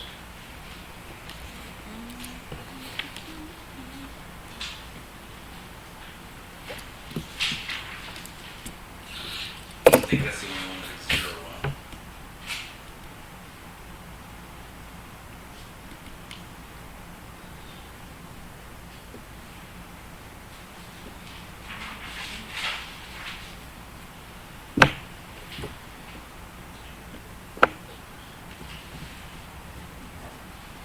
Right, let's take that as an I don't know. I can't get to it, so I apologize.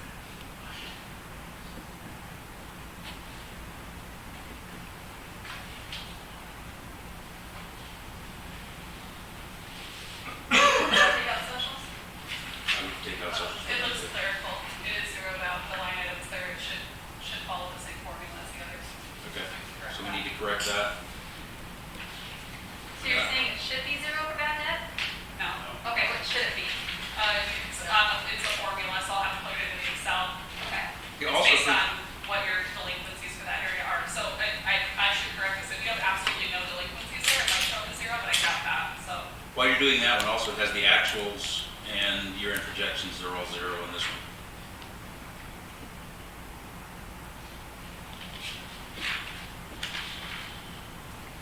And again, I would take out the social events. Even though they're not short.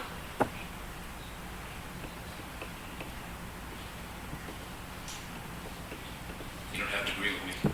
I'm just asking. That was the reason you gave for the other one. They Yeah. had no money. That makes it more emphatic.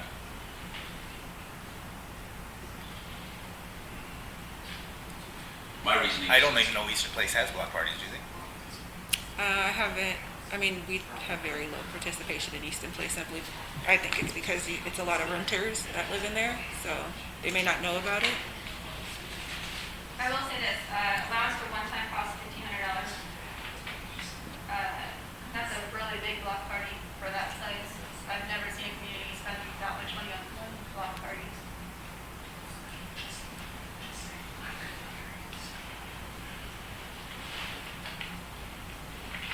Has that been used in the past? It was historical, yes. I can't hear you. It was historical, yes. Not in 2021 because of COVID restrictions. It was in your, well, but it was in your 2021 budget, Right. so it would just be historical data that we're Did they plugging in. spend it? No. Okay, then I think we can safely take that out. I think it's probably planned by Providence. So we got the lifestyle director, Dan Buell planned it. Yeah. Anything else? Grace? Nope, that's all the changes I had to that. Okay. I make a motion to Is approve. that the holiday decor? No, it's, No. social events, so it's, we're looking at Easton Place, right? Yes. So it's $575 on Easton Place for $1,500. Yeah, but is it intended for holiday decor was my, It says it's for, that's a it's good for a one-time block party. oh, gotcha. Make a motion to approve the Eastern Place budget with Phil's suggestions. Second. Any other discussion?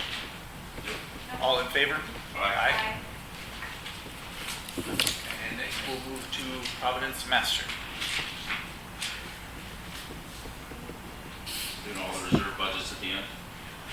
Yes. All right. We go back up.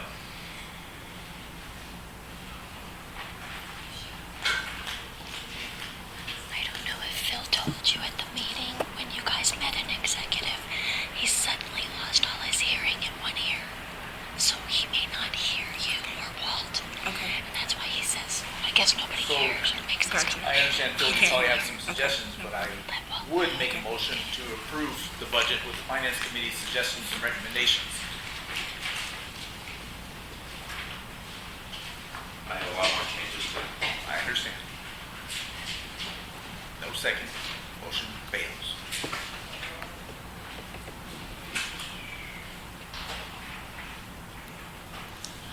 Why are the actuals in the, we're doing a Providence Master operating right now, right? Yeah. Okay. The actuals are as of May 2021. Why aren't they more current than that? What are you looking at? Yep. Fourth column or fifth column, actuals as of May 2021. Oh, when they did it, they only had these, that's argument for James Financial, probably. Okay, so just because it hadn't been approved yet? Probably. Okay. And why do we have less assessment revenue this year than last year? Or next year than this year? I'm opening the budget myself to look at it, but I believe that's because it's being offset the way that it was budgeted before. Some of the builder assessments from Thrive were going into the regular Okay, assessment. they thought Thrive would be done by now? Okay, that makes sense then. Line 40501. Where'd it go? It's DRC applications. Okay, Are we actually making money off that? So we do charge, the association charges $35 for pool, or in-ground pools. So yes, the association does make money. And that covers some sort of professional fee for If we have to evaluating? look at the schematic itself, yes. Right. If we don't have. Sorry, I know, I'm sorry. So yes, if we have to have like a special professional look at the schematics because we're unable to determine Right. what it is, then yes, that's the a only instance in which we charge that fee? the $35, Okay. yes. so I went through and I calculated everything and I missed one. Assessments, if you do 5,637 homes times 180 times 4 is actually $4,058. I'm sorry, $4,058,640, which is not what is listed on the budget. We'll check all the lineup items for that roundup here. Okay, it's gonna be off a little because you don't know when the Thrive ones are gonna close. No, that was just, Oh, yeah, I went Just the through basic each, one? yeah, I went through each item and Okay. set their program rounded some stuff. What if you do 5,667 homes? 5,667, 5,667 times. It would still be off. there are a bunch of line items, starting with 438 rental fees that are going to zero out because we're not gonna have this facility anymore. So the rental fees for the place needs to be zeroed out. I'm going down to line 557, education. How many classes do we actually attend, or we pay for every year? This year I've only paid for Walt to go to one. Was That it costs the- money? The 30, I think it was, So most of the classes, It was not a $35. class, 35, yeah. That'd be- most of the classes come free with CAI membership. So do we need that $600 budgeted still? I think part We of did that it. is the membership. That Yeah, includes that? the membership is, How much is membership? for an individual camp, it's 240. So it's for Okay, so that's reasonable. Office supplies, line 569 should be zeroed out.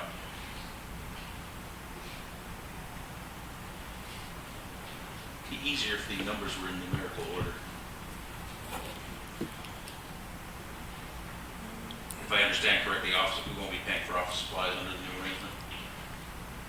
Yeah, I want to look at that one, make sure there isn't something extra there before you zero it out though, like, in the.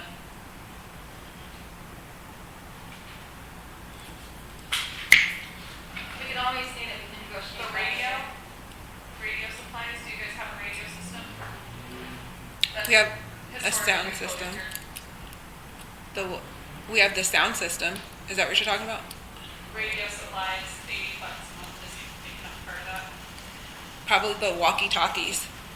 Yeah, that's what I'm thinking, which is more lifestyle driven, so, that could be coded there if you do have that expense in the future. Line 573, I think that could certainly be lowered if not eliminated. That should be zeroed. I'd say so too. Above that line, 571, I have a question. It's the allowance for professional fees. That's the reserve study. Well, that was one of them, but we also have like a horticultural person come out if we're having My- issues. My question is, it seems if we've spent, we're projected to spend 7,500 this year, we're gonna have additional ones next year. Is that number high enough, 4,950? So far, it looks like we've only spent 500 this year. Okay. But they're projected to spend 70, what's that 7,000 that they're projected to spend? Oh, that was the. That was the previous, That was the budget for.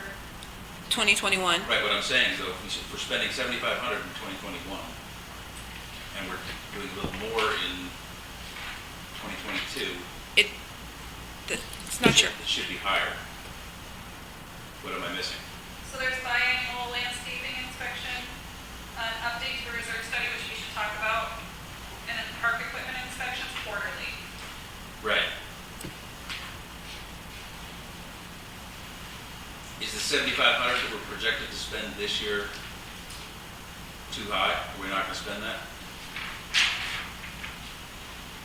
I think with your park inspections, depending upon what vendor you go with, because that is on your agenda as well, may affect this number too. My point So is, yes, it's off because the way that last year's budget was done, the professional fees had $1,000 just a standing allowance in that line item. So the projections that you're looking at have actuals through June or July, whatever it was, and then it's projecting that you'll spend $1,000 every month, even though that's not really based in anything okay, other so than the we're allowance. confident that 4,950 is high enough? I believe so, but we'll want to talk about the reserve study, because you talked about taking Oxford from there. You only have about 660, 670 towards a reserve study, but you want a full study, don't you? Yeah, but that's a reserve expense. That's, Okay. that's, Right. you need to move the reserve study expense. Whatever it costs in reserve, move that to the reserve. I see what you're saying, So- okay. Okay, so we're zeroing out 573, the telephone, 576, community outreach, I'd like to get rid of that entirely. That is a block priority. I know. Okay, I'll make sure. It doesn't make sense to me that we take money and then give it back to them. And you said that you wanted to take out the 49,000 for the social events as well? This is just community outreach. Oh, no, I'm okay with social events. You want the 2 social events that they're doing? Reluctantly, yes. Okay. He I would doesn't agree with that. want it, but he understands there are homeowners that do, and he was making that Yeah, if it were compromise. just me, I would say no. I'm philosophically opposed to that. I'm actually, until we get the reserve back up. Philosophically, I Yeah, love that. until we get the reserve back up, I actually would like to take that out. But Okay, I would agree to that. I make a break, well. I You said- understand you're oh. doing that, but, Did you say once the, irrigation retrofit is done and we're saving over $200,000 on this place not being here, I think you'll see the reserves will get it's filled not, up really it's quickly. not gonna go up $1 million in 1 year. Can I ask But I the- don't think it will need to be. Yes. Did you say, Well, did you say remove if we 575? get rid of courtesy patrol, Yeah. give Okay. Knickerbocker Park back to the city, we'll have enough to do social events this year.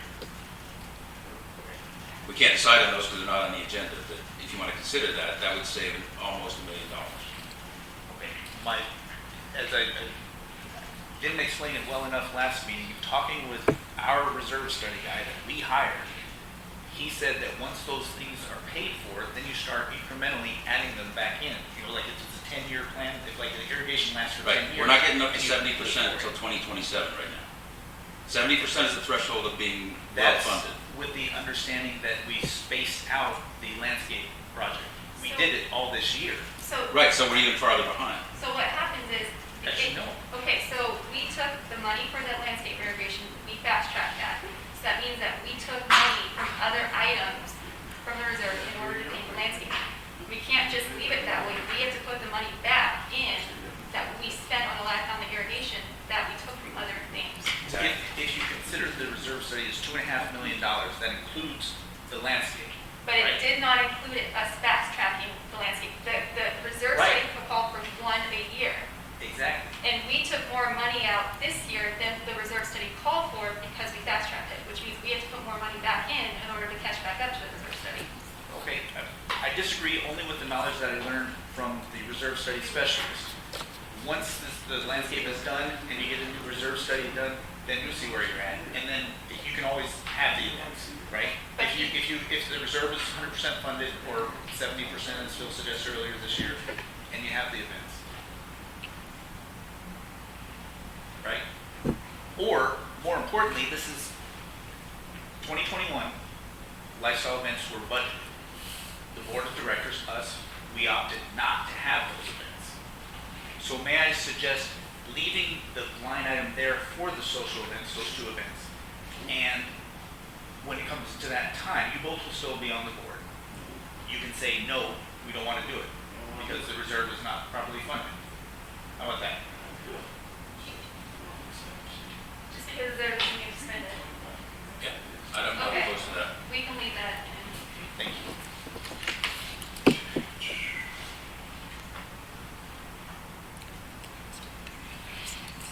The private rental expenses should be eliminated since we don't have this facility anymore. 57908. For which one, I apologize. 57908, the rental I expense. will say this though, if we no longer have this place, we're gonna have to, meet somewhere. That is true. Um, Right, but there's another line item that covers that. Which one? It's There's a about meeting expenses. Okay. I would eliminate this anyway because I don't think we should be providing water and snacks to people who rent the space. I would say that too, but.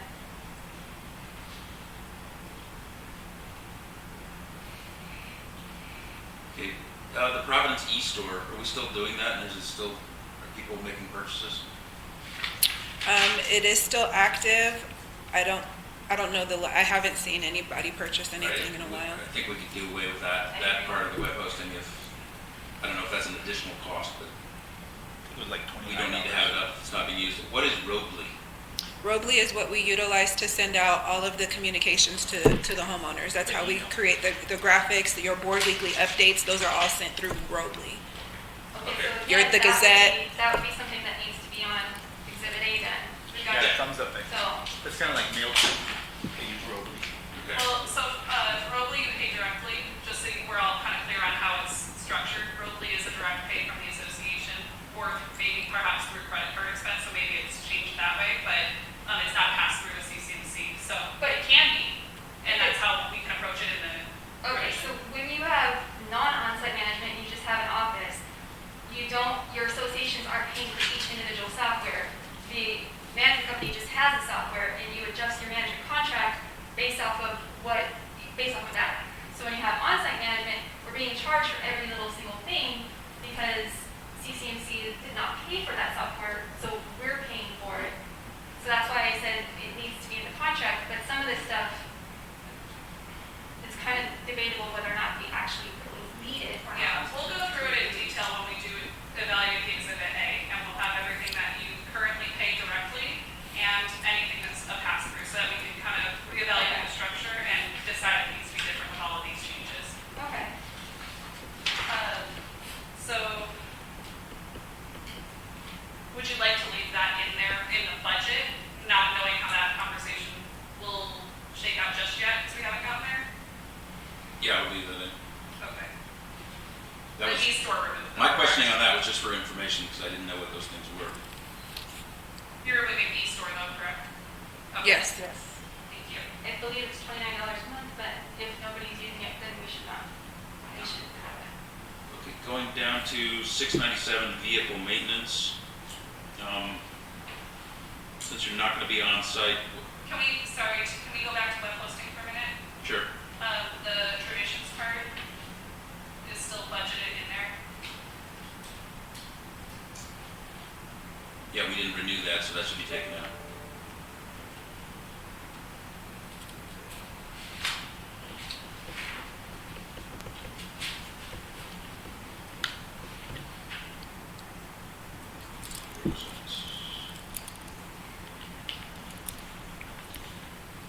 Katie, you never weighed in on that.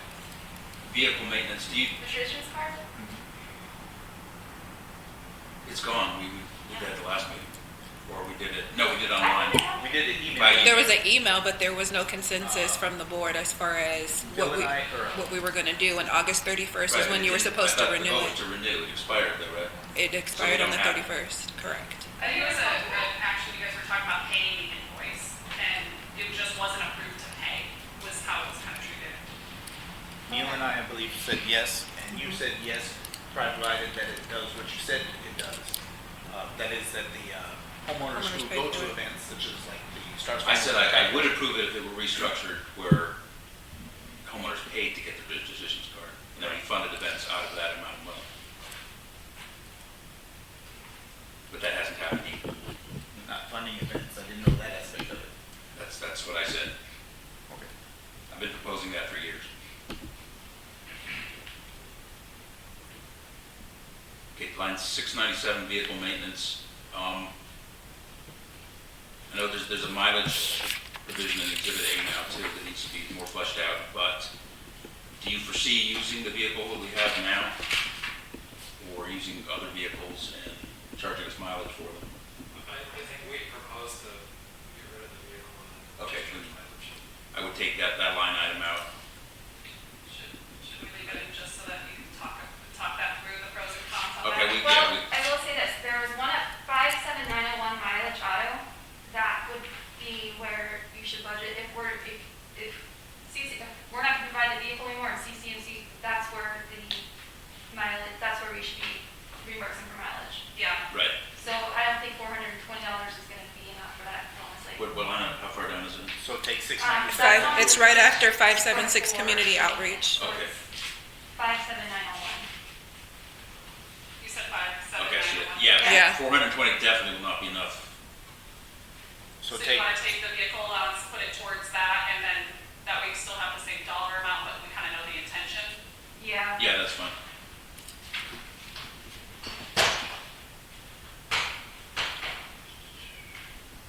And will we still need the Polaris Ranger?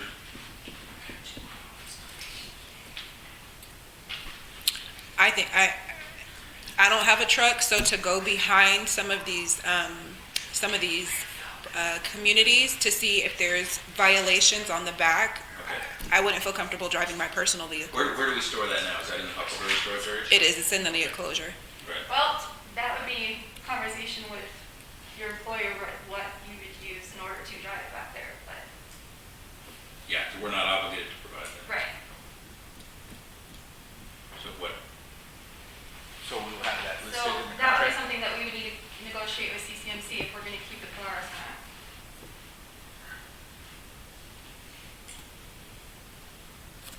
How do you want to treat the expense line item for now?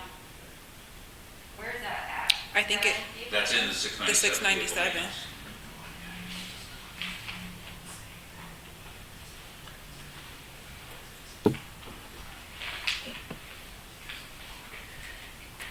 Maybe split the difference, put half of it into the other line item and leave half of it there. Well, no, not if you're rolling everything up to 57901. That's what I'm saying, split So you're saying leave, 697. oh, Or okay. maybe $1,000 should cover the vehicle maintenance of the So- vehicle that use that often. We're under 697, is that, am I understanding that? Yes. Okay, so that's only $3,400 for the year, so that's really just fuel, oil, lubricant for the vehicles in general. Right. It's not an expense associated with the vehicle itself. And there's actually nothing allocated towards the Polaris. I'm assuming that was probably used towards a warranty line item at some point. But this is really just miscellaneous fuel, oil, maintenance of vehicles in general, and it's an allowance towards that, the $291 a month essentially. I think that the purchase of the vehicle's already been done by the association, so you can still close off. Yeah, that's understood. Yeah, and I think this is one of the line items that was talked about at the finance committee level, because the budget for it previously was just, it was too much, it didn't Right. need to be that high. But it was still an allowance. So how much do you guys estimate we use for gas a month? I think I'd like to work that up, just to be accurate. I would recommend that you take this and allocate it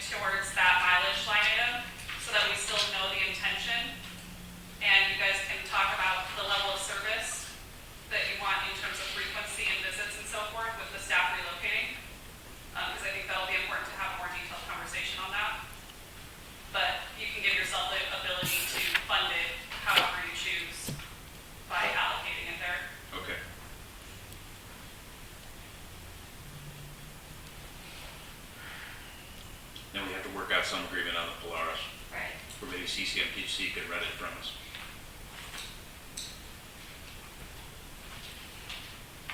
Right. Okay, I'm going down to 661 if I can find it. Okay, fences and walls. Where?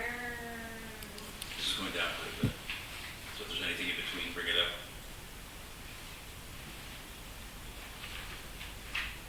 There's $2,400 budgeted for fences and walls. I don't think that's nearly enough. We've paid more than that for each of the 2 repairs we've done this year. So it's not even close. And should that be a reserve expense or in here?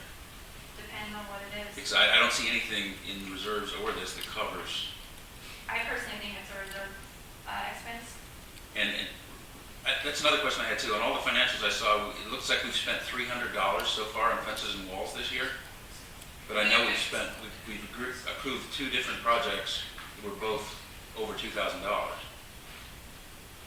So I couldn't find where that showed up. Were they reserve expenses because they were replacing the wall?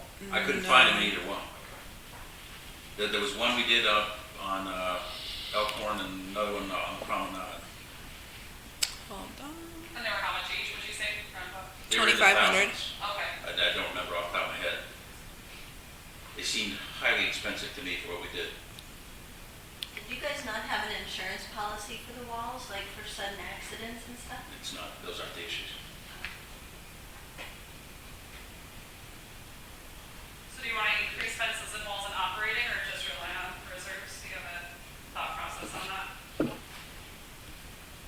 I think, Katie, perimeter walls should be a reserve expense, right? Yes, and I Dependent. think it definitely needs to be more than 25. Yeah, Hundred, 2400, or whatever it is. That has been horribly neglected because the walls are poorly built. So I have a question though, you mentioned earlier, and I haven't looked at it, are walls and perimeter walls included in the study yet though? They are not. No. Okay, Not then we all. should probably keep it operating until you update that study to include it. It's a good point, Okay. but I But don't. we need to up that a bit. We need to increase that. That should be probably 15,000. I would agree with that. 15,000 for 661? Yeah.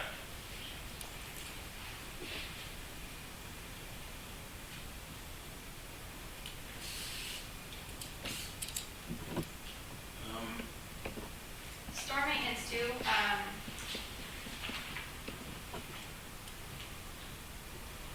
usually, are you guys using that for like when the trees get blown down and stuff? Yeah, so I think a couple of years ago, there was a major flood where all of the Right. trees and stuff blew down. So that is for that specifically. Okay. Do that in. 806 taxes for personal property. What does that cover?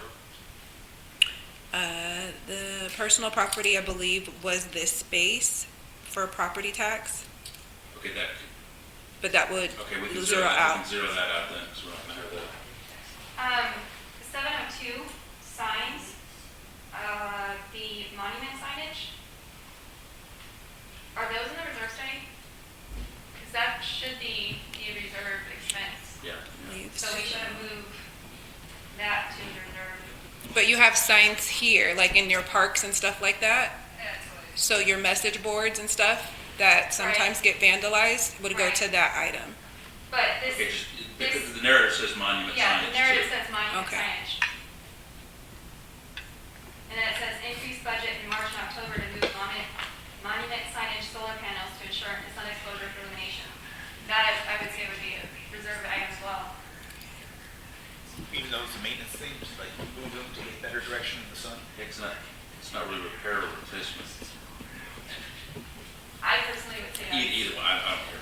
I mean, it could probably go either way, but if you're talking about if major damage was done to a monument sign. Oh, it's the solar tilt.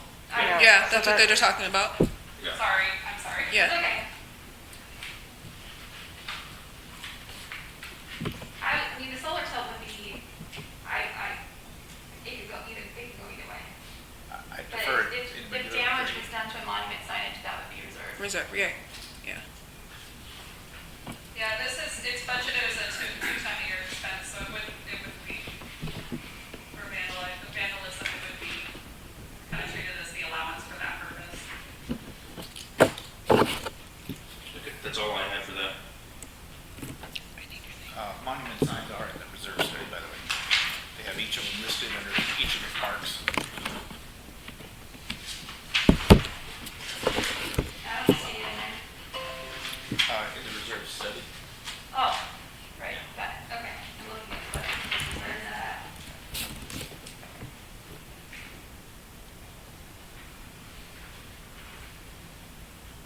May I Fact. ask a philosophical question Uh-huh. for you guys? Knowing that you're making these changes and knowing that there's going to be an operating surplus for this budget, assuming you don't choose to lower assessments with everything you've got going on, do you want the zeroed out baseline budget, meaning we take that money and allocate it towards reserves? That's what I'd like to do. Or towards loan repayment? Well, Or kind of a mix between both? we're voting on something tonight that would definitely lower the, I mean, it could potentially lower the loan amount. So I'd like to allocate it towards the reserves because, Yeah, because we need to pay for we can use, we put in the reserves and that pays for the next phase of the irrigation project. yeah. So do a baseline budget with everything extra going towards reserves Yeah. as an end of year expense? Or you guys want that like a December allocation? Yeah, that's what I would like to do. Yep. I don't see where it says anything about the monument signs on the reserves. I'm looking now, I saw it under each of the parks. Is there more to this? I'm not seeing it. It was under the parks, actually. I'm not even seeing parks on the. On the reserve budget? Not the reserve budget, the reserve study. Oh, I'm looking at the budget. You said that before, but I was just telling you, you said, I don't know if it's in the reserve as far as monument signs, and it is in the reserve. The reserve And study. Felicia can jump in if I'm wrong. I believe for the reserve budget, that was taken just directly from the study Okay. Correct. and the schedule that was outlined in that. So there's just nothing scheduled to be. To be taken care of this year. What Okay. about, okay, so I mentioned in my email, the board fast-tracked where's my email? The board fast-tracked the irrigation. So we voted to do 2 next year, phase 3 and phase 4. Mhm. Should we increase, because I don't think that, this 270 doesn't cover it. So I updated it. It's the 490,501. Okay. Okay, It is, and it's under the 61959. okay. When are the 2 phases scheduled now? One second, Kelly. Isn't one supposed to start? One's Right supposed after? to- Yeah, to start this fall. I We have bel- one this fall, right? Yes. And then one next spring. Correct. And that finishes it off. So you'll have Egan Crest first and then Farm. They actually switched it. They're going to be doing farm starting in the fall because there's been so many issues Because that over there. major The leaks over there. Okay. That's right. The original movie, when we fast-tracked it, I thought we weren't gonna do the next 2 until next year. yeah, there was 2 phases. January was gonna be 190,000 and April was gonna be 220 for next Okay. year. 220,045. So we're not doing anything this fall? Not currently, but it's on the Oh, agenda. because of the cost, but, Because earlier in the year, we didn't know how much money we right, would have. okay. All right.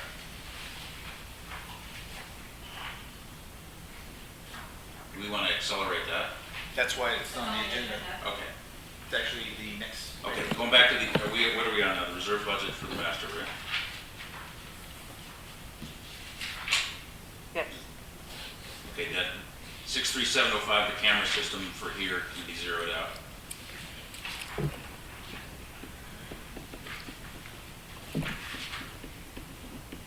And I just have a question on wrought iron. What wrought iron do we have? So all of the wrought iron outside of each individual community, just like the walls. But what, I'm trying to picture where wrought iron is. I can't. There's some right across the street. There's some right along, those, all like, along Alleyways, so Hualapai. to speak, the drainage areas, you don't have the gate. Okay, Is there that are. the status The responsibility? flood. It's, from my understanding and looking at your prior reserves, it's always been treated as the masters. Okay. Okay, it's zero anyway, okay. And the only other thing I'd like to want added for perimeter walls, but we'll probably have to wait until the reserve study for that.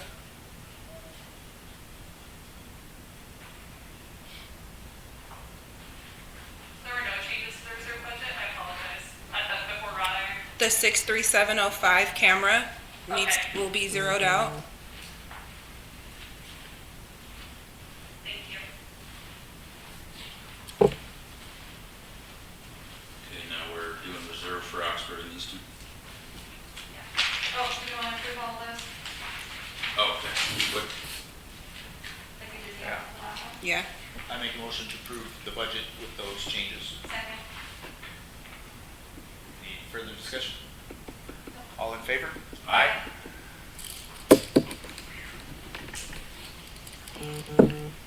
I want to say thank you, because last year, as everybody knows, everybody was there, I tried to change some things in the budget and it was shot down. So thank you for going over line by line this. this is what I was expecting to have been done last year, Yeah. but you were alone. Yeah.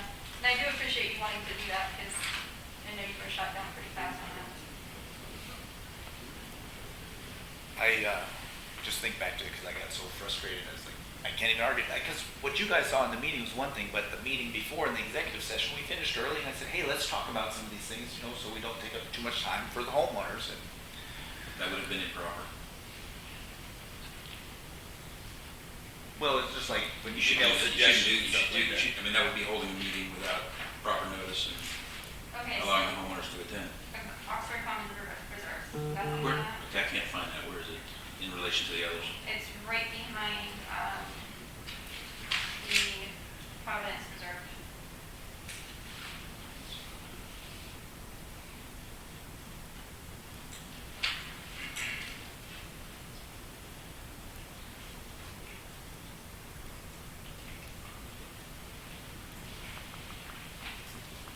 As I'm looking at this reserve study, there are about $165,000 in the reserve that accounts for this building.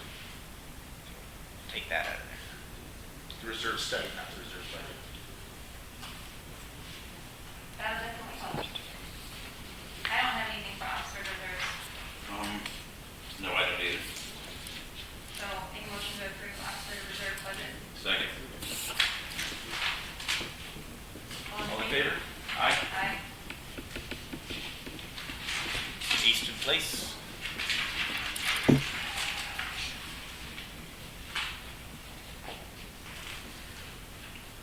Is $797 enough for an asphalt maintenance? So the streets inside of Easton Place are public. There is only a drainage area that's asphalted, which is why it's only $797, and that's per the reserve study. Makes sense, okay. That works for me. Anything else? Everything on that one. Okay, make a motion to approve the Eastern Place Reserves. Second. All in favor? Aye. Is that everything? I just want to throw a piece out there, and maybe this occurred to Bill while he was asking about it during the financials portion. Just keep it in the back of your brain, you don't have it on your agenda for tonight, but what to do with all the assets that are in here for the fixtures and things of that nature. We'll want to check with the auditor and answer your question about that, so that we do treat them appropriately and all that, but just keep that in your brain as something that will be kind of big, that you'll be on a timeline to address, so. Okay. So, do we have to vacate by the end of September then? So you have 60 days, so you have to give them a 60-day notice. Right. And the landlord's good with that? He's the one that told us. Okay, good. This might be a really stupid question, but can't we just leave everything here and you can deal with it? According to the auditor, we have $196,000 worth of If we could just furniture. leave here, Leave everything. leave everything here and just What's vacate. in that number? I don't know. It might be, I mean, if we sold that, all that stuff, I don't know that we'd actually get that much. We would, I question whether we actually have that much in here. So we basically need to figure out what we're gonna do. Yeah, we have to come up with a plan. These chairs probably sell brand new for $20 or more each. So if you got $5 each and it's $100, that's $500. Okay. So a little bit adds up. Refrigerator, different things. You have some TVs and stuff, you could try to recoup some of it. Offer up. Okay. Yeah. We'll talk to the auditor and see what we're Raffle it off again. Your refrigerator, those are so hard to get, you guys would probably have multiple bids selling a So refrigerator. true. Really? I'm not kidding, like builders can't even get them into the properties. They're like used cars. You could People do are it like a bidding builder on auction. it. So you might make some bank on that. Sounds good. Rock, paper, scissors. Okay, next item. We should. All right, we have the 2021 budget surplus. Oh, we got transfer of the, number 8. Yeah, you did. It's okay. Well, you said surplus, so you're on the right My track. number 8 says 2021 budget surplus. Mine says transfer of cash operating funds to Huckleberry Park. Yes, so does mine. Mine says No, mine everyone's says, budget 2021 budget surplus. Okay, well, we can talk about that. Yeah, So you don't know. you're looking at a different version, you're missing a number 8 or having a different number 8, is that what I'm hearing? Yep. There's a switch 8, 9. Well, there's. No, I think they're the same thing. Well, what do you have for Oh. number 13? This is Walt's edition, so this is the latest. 13 edition. yeah, is this committee is- appointments via volunteer interest form. Okay, I have a different one from you then. Okay. So I did update the budget based off of the email that we received for the pet fostering as well Right. Walt's thing, so. Okay, Oh, wait a minute. let me go back to this, I have that copy too. Okay. Okay, we're good. I got it. okay, so 8, 2021 surplus, okay. Okay. And there's a breakdown on your cover sheet if you're looking at your board pack Uh-oh. of what, of what Walt proposed suggested, option? yes. Oh, okay. So this is the option, when going through the last financials, we got the July financials in. As Katie explained in the treasury report at the last meeting, we have a budget surplus this year. And especially with Jennifer, I don't see her right now, but, and others reporting on water leaks, I thought to fast track the irrigation landscape project, get it done now. We save the water, we get that expense done, and get it behind us. We can move towards the next. Okay. What page is that? This is page 1,236. 1,236? Yes. 1,234 is what I've got. That's what I have too. Okay. I have 36. I have 36. Oh, but because I'm probably in between the page. That- I have 2034. Since 2021 isn't over, we don't know our total surplus. What figure are we using for this? Or are we just saying whatever surplus we have in 2021, we're going to apply it to that? So based Correct. off of the, so explain that, explain yours again, you're going off of what our surplus will be at the end of the year or what it is? No, we have a surplus now already, and we foresee, especially getting rid of this building even more so, but we have things in place already. The lifestyle budget, we don't have anything planned coming out of that. What figure are you using? Do you have a dollar amount? It's based off of the July financials. Pulling up my email, because I didn't have it up in front of me. This is operating surplus, right? Correct. So you would have to transfer that to the reserves, actually. Right.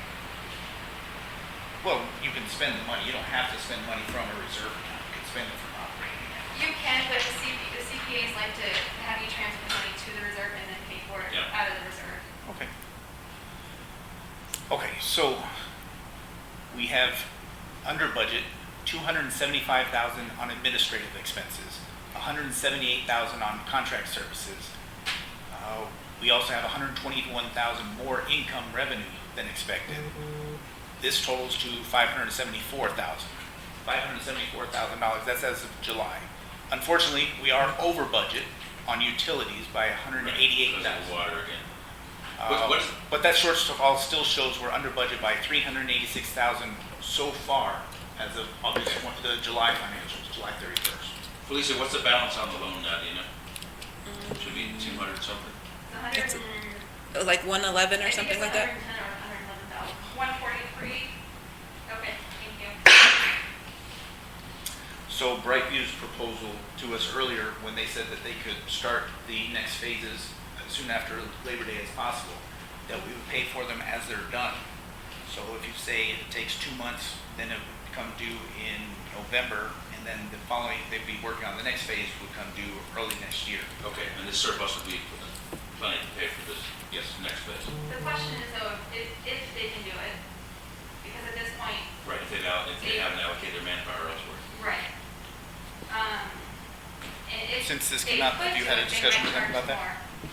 Yeah, I know that they've mentioned that they'd be able to start the farm and fast track that as soon as it got cooler, so I can definitely touch base and see what that start date would look like. I think John would move mountains He- for this he would. association. What about if we just take that surplus, transfer it to the reserves, and then if they can do it, Well, And then get a she bid said she's to- had conversations with them, that they're ready to go on it, and Felicia said that John. John would move mountains to John would- ensure that we he would get it move done. mountains to make it happen. okay. Would they increase their bid or no? It shouldn't. I don't think I so, don't but we think can so. definitely I just don't want just to be like, verify. oh, well, And I put that in there, so for everybody Yeah, else, I can they get had it in bid writing. 410,000 for both those phases.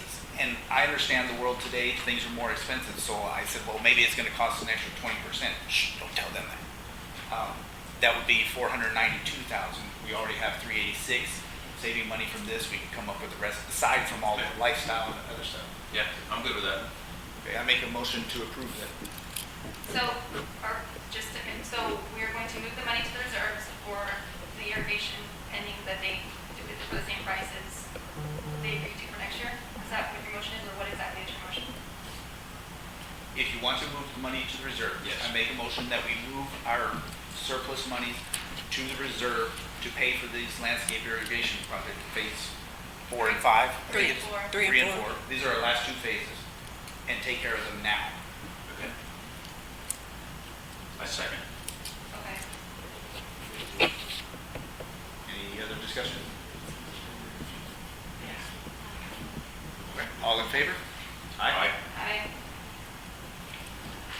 Next, we have number 9, transfer of cash operating funds to Huckleberry Park loan. So this account initially was created for the surplus for the Huckleberry construction.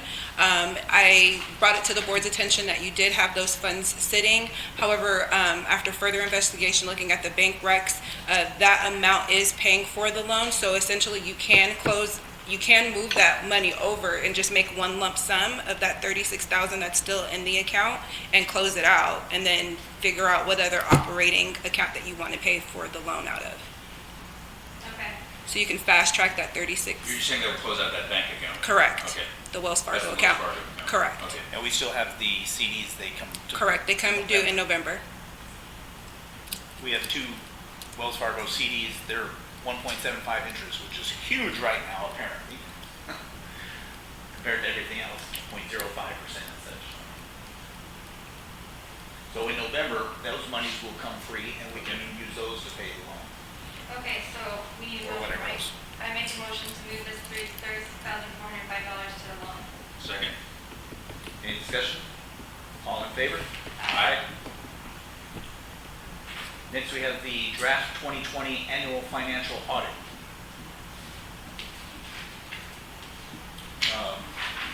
You both have any opinions on Gilbert and Lee? Bless you. There's one thing in the representations that we make to them. It says that let's see if I can find it now. Basically says we haven't pledged any of our assets as collateral for any loans, which is not correct. Since we've pledged our future assessments on the loan. I don't know if that makes any difference, but if we made that representation, then we're wrong.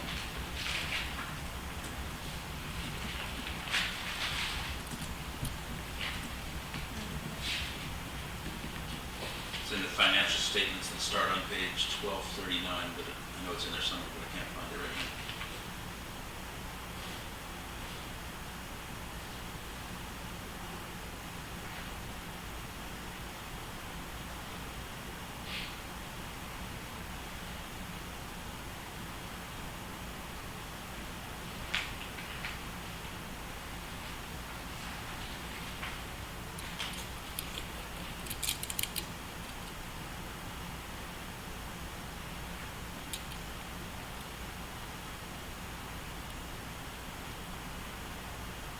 Is that the only thing you noticed, Bill, when you went through? Was that all that you noticed for the audit? The only other thing I had was it says we own furniture valued at $196,000. I don't think that's accurate. And I don't think that's accurate. Unless you guys are hiding stuff back there in the offices. I'm not aware of.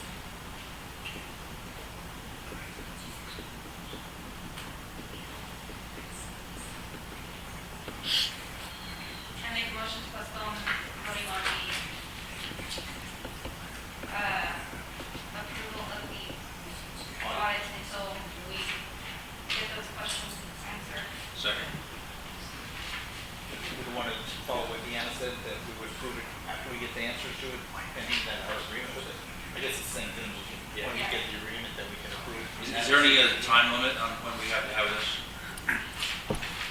When we have to approve it? Not that I am aware of.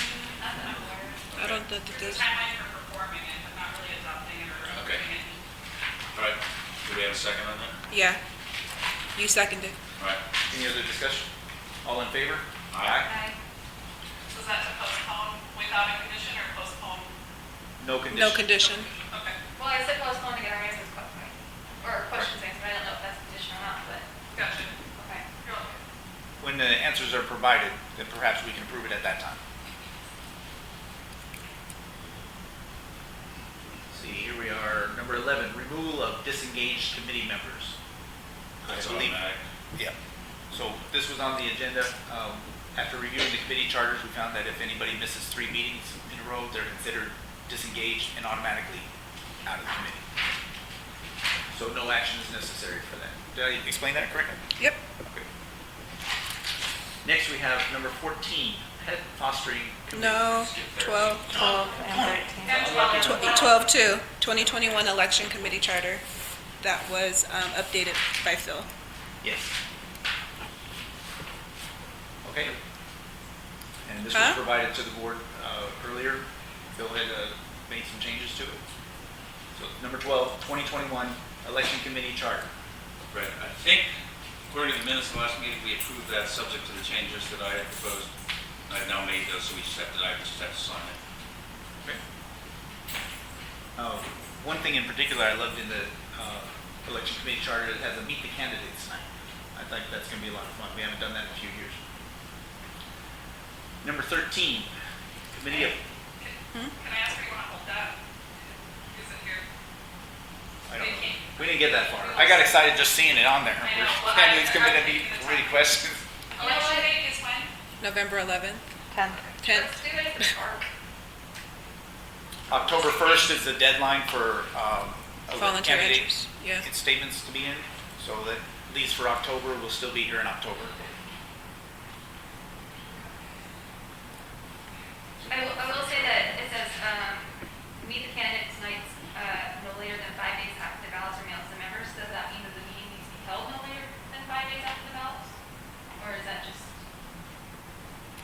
I think the important thing is for people to meet the candidates. If you give Prior them to their ballots them. and then they voted, then they come meet the candidates. That's Right. because the original version said like 2 or 3 weeks for that time. I Right, showed it at that's 5 fine. days because too many people would have cast their ballots before they had a chance to actually meet with. Exactly. I liked it. and this is one thing, I read this in one of those things where I read it and then I forgot to respond, but it's not really an election committee's responsibility to ensure that the, wait, where did it go? That number 1. Well, to present to the association's members a slate of qualified candidates, that's really kind of out of their control. That's why I put assist management staff. Okay. Well, actually, Janet did it for the lifestyle. She always interviewed them. No, she was saying presenting them, like, just Like mail out these the are the forms and papers, everything. It's yeah. not the committee's responsibility to go find qualified Right. people. Well, no, it never was. I think practically speaking, what we could use that for is just a review of the candidate interest forms and maybe your eligibility requirements, like a second set of eyes Yeah. on eligibility requirements. I changed the wording. Technically, they're not supposed to do that either, because that involves personal information. But I don't know. If you'll recall, I have other my things to talk position about, was not so- to have this committee at all, because I don't think I it kind of agree with you because it's a lot of responsibility to put on. That's, I worded it as assist management staff because management really does But if everything you do anyway. know, if you look, the only person who volunteered for that election. Yes. Yes. I think only one person put in for it, so. Yeah. So that's one of the other items. Well, that'd be the next item. So we're done with the election committee chart? Unless you want to make changes. Nope. Well, can I Okay. say something? All the election committee did was count the votes. They didn't get involved in anything. Right. Right. That, And we're just spelling that out in the charter. It doesn't say they do more than what they're not hired to do, but assigned to. What's that? But we were hired, and that means okay. Just start What they volunteered to do. provide direction. All right, that was 12. Now we're on 13, committee appointments via volunteer interest forms. And so we've received several volunteer interest forms to serve on various committees. Didn't see any objections that I had. We verified that these are all members in good standing? Yes, sir. As of when I looked at it, no, they not paid something since then. All right. That means they paid in July, so Correct, Emma? they can't be late now. Okay, I move that we appoint all of these people to the committees that they requested to be on. Should you defer, Phil? Just because you're on there, abstaining from that, just recommending it, Because I'm on what? because you are one of them, one of the What? candidates. No, he's not. No, this is volunteers for the committees. You're not on the election committee? No, You're that's No. that's Scott. The only member of the collection committee is Scott Hedlund, who's the only one who Oh, volunteered. I apologize. So far. Oh, did you fire the rest of us? Every, No one else submitted a form. You have to every submit year a it's form. resubmitted, Yeah. I guess. Sorry, I was confused. It actually says in our board packet that, how to get more people to put in for it. So I guess announcing that you guys need to put in for it again, when I say you guys, anybody who wants to be on the election committee, letting you know, hey, re-up your volunteer interest thing. I was just checking. Did you want to be on the election committee? Well, I've been on the election committee actually for the last 5 years, so I don't know. Maybe it's time for new blood. When were the forms supposed to be turned in by? Did it say? October No. 1st. So, No, that's the interest forms. That's for the board. so if you wanted to be on the committee, you could fill out a form tonight. You can, Okay. We can fast track it, Sharon. yeah. I think we know where you live. Yeah. Thanks. So I have a question. Do you think that Mr. Hedlund would like someone to help him count? Because I'm willing to volunteer to do that, but since my husband is on the board, I don't know if you think that's a thing. I think since he's not up for election this year, that would be wonderful. Yeah. and I don't have since- objections, Since management. you're not up for, your husband's They take not up for direction election, from you you guys. could do it. But technically, you just pull people out of the crowd that volunteer to count. Oh, That- really? That are not, Oh. that are not running for the board and are not related to people who are running for the board, Oh, yes. well, all right. Yeah. Then if you need me, I'll help. So, To that end, I also want to say thank you to Scott. I thought he was going to be here, and I thank him in person, because last year's election, he pointed out some things that he thought should be done differently, and here he is stepping up to help assist management and do those things.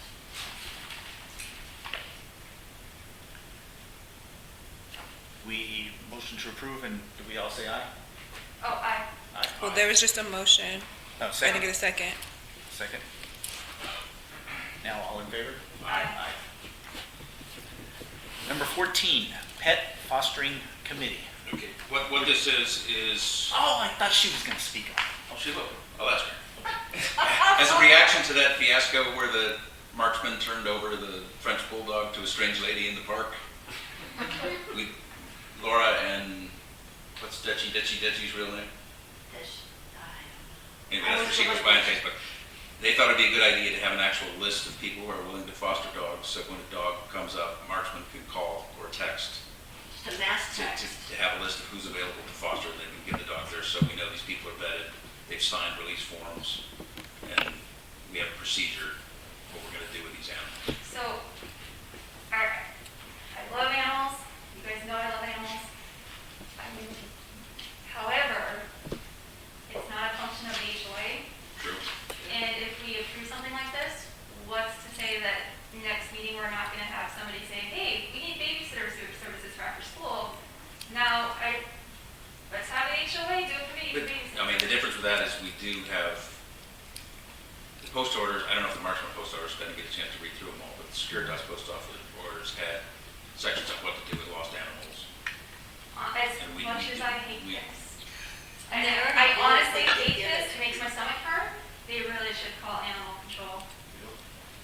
It literally makes my stomach hurt saying that, because I feel like sick right now, because I really hate that.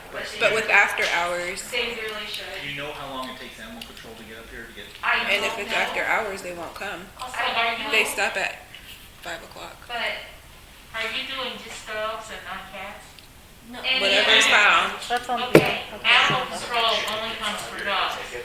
They don't come for cats and I mean, Felicia the tortoise got out, so that's a thing. We don't have to do this as an official committee of the association either. We can have an informal group of volunteers who somebody calls, so that there's just a number, a telephone number that marksman can call when they, instead of leaving the dog in one of the dog parks overnight or giving it to strangers. And currently, that is the process of the association. We have had homeowners that have been volunteers, and we would contact them directly. And when the following week after the whole fiasco happened, we saw a slew of lost pets, and so we did reach out to those resources, and some of them did take a pit bull and all those things. So we do have homeowners that will foster a pet until the animal is found. What needs to be factored in here is that, and I think they'll mention it, but it's not slapping in the face mentioning it.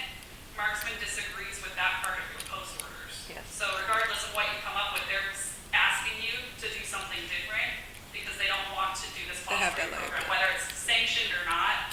They're saying our process and what we're comfortable with from an insurance liability standpoint is to call animal control, not even pick up the animal and do all that. So you can make your decision, Right. but if you don't have their buy-in, it's kind of that's the bigger There's two problem, instances right? I'm aware of where one of them was a lady in our neighborhood who found a lost dog. She called Marksman just to see if they would bring a chip reader.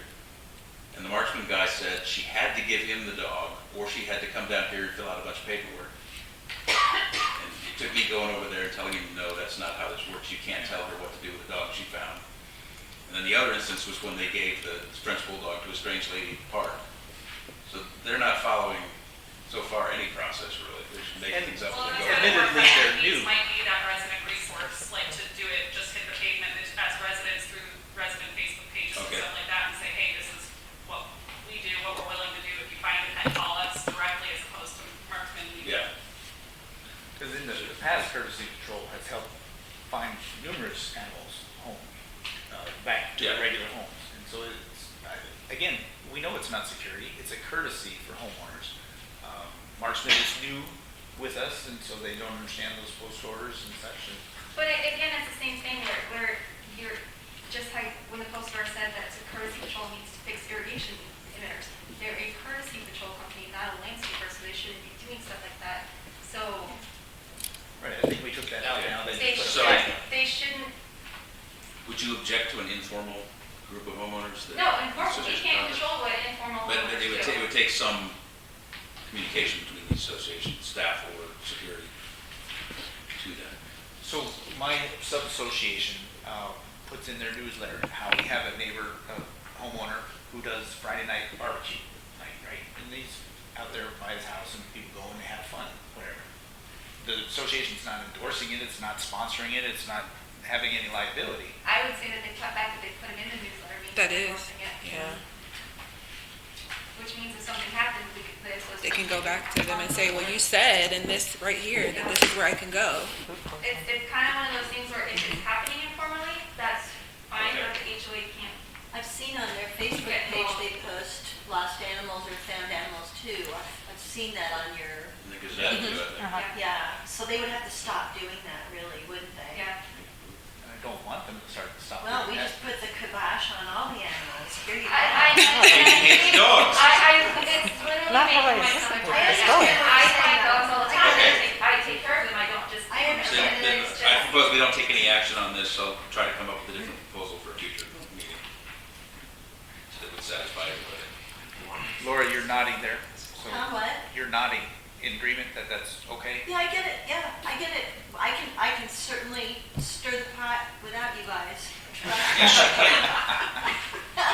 It's not that I don't. Yeah, you No, can it's talk. okay, Katie, I get it. If somebody would have said that, Katie, if somebody would have said that to me up front, I would have been like, oh yeah. Like, I didn't get it until you said it, and I understand. There was something that I've been thinking about for weeks now, like how, Yeah. if we could, or if we should, or if we. I could, get or it. if we should, I mean, I've been involved in this kind of thing for a really long time, and I get it. As soon as Okay. you said it, I was like, yeah. I just think of how many animals have been rescued by help of the association or its contractor services like I courtesy know. patrol. Yeah. And that's valuable. We'll find a way. People will still do it. Yeah, I mean, I do it all the time. You just don't have to tell the association. Yeah, that's right. Last time I, like, Yeah, I we'll get a group together, we won't involve Yeah, you with us, they won't know. Yes. Yeah. There's thank you for bringing it to our attention and all that you do. It's okay. Next, we have Marksman post orders. I move that we postpone this to give me time to read it. Just Second. getting it Tuesday, I didn't have time to review it in detail. Any discussion? All in favor? I need a second first. I say. He did. Okay. All in favor? Aye. Aye. Did you say so? Kate? Oh, yeah, She did. sorry. Sorry. I heard her. 16, park inspection proposals. So we did these park inspection proposals at our last meeting and the one before that, and one of the companies came back and said that they didn't know Huckleberry Park was that big, so they wanted to up their proposal. And the board through email said, well, no, they stick to their original proposal or we're gonna review the bids again, and so here it is now. So if I understand right, Jody, they've come down again, but not all the way down to their first bid, right? Correct. Yeah. Okay. So they said that they would kind of meet you guys in the middle, but they did not go down to what their first bid was. So they're still at $1,000 for all 4 parks. Evans Recreation is at $1,600, and then Park Pro Tech is at $800. And they were at 800, the play-by-play company. Okay. The Play-by-play? Yeah. Yes. the bids are a little bit different though. The play-by-play, it's $250 per park per quarter. Park Pro says $225 per visit, but they don't specify what visit means. Does that mean they visit each park once per quarter for $225? Yes.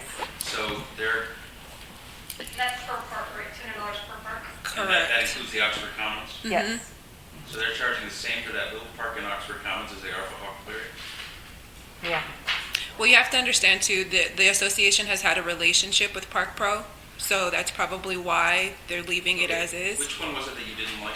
I don't like Park Pro. But seemingly, they've actually, I mean, they've been more communicative as of late, They just very because of much have. everything that has been going on. So I don't know if there's just been a change in personnel, but before, it was a lot of hit or miss with their communication. And the company that said that they can't, which was, who again? Play by play. Play-by-play. Park Pro also, their proposal, it's a little confusing because they have several different things, but it looks like they're gonna do maintenance as well for this So place. typically, yes, so because they're familiar with the amenities at the parks, they do have a good working relationship with Miracle Playground, which is where a lot of the play equipment come from, and so they're able to work out prices with Miracle. Okay, but if the it's play-by-play and Evans don't include maintenance, that's. Correct, so they would just do the inspection, and then we would have to have somebody go out and fix it. So the Park Pro, I mean, that's maintenance, but obviously we pay for replacement parts and things too. Correct. In addition to that. Correct, We wouldn't pay if they're not those under costs. warranty. So that's the best value then, unless you really object to Park Pro. No, like I said, so back in May when we originally started this conversation, it was hit or miss. They were having a lot of personnel issues. I think they got a new team. I don't communicate with them that often, but it has been better from the things that I've seen with the increase of vandalism at the parks. So there's there's like 2 proposals, if I remember.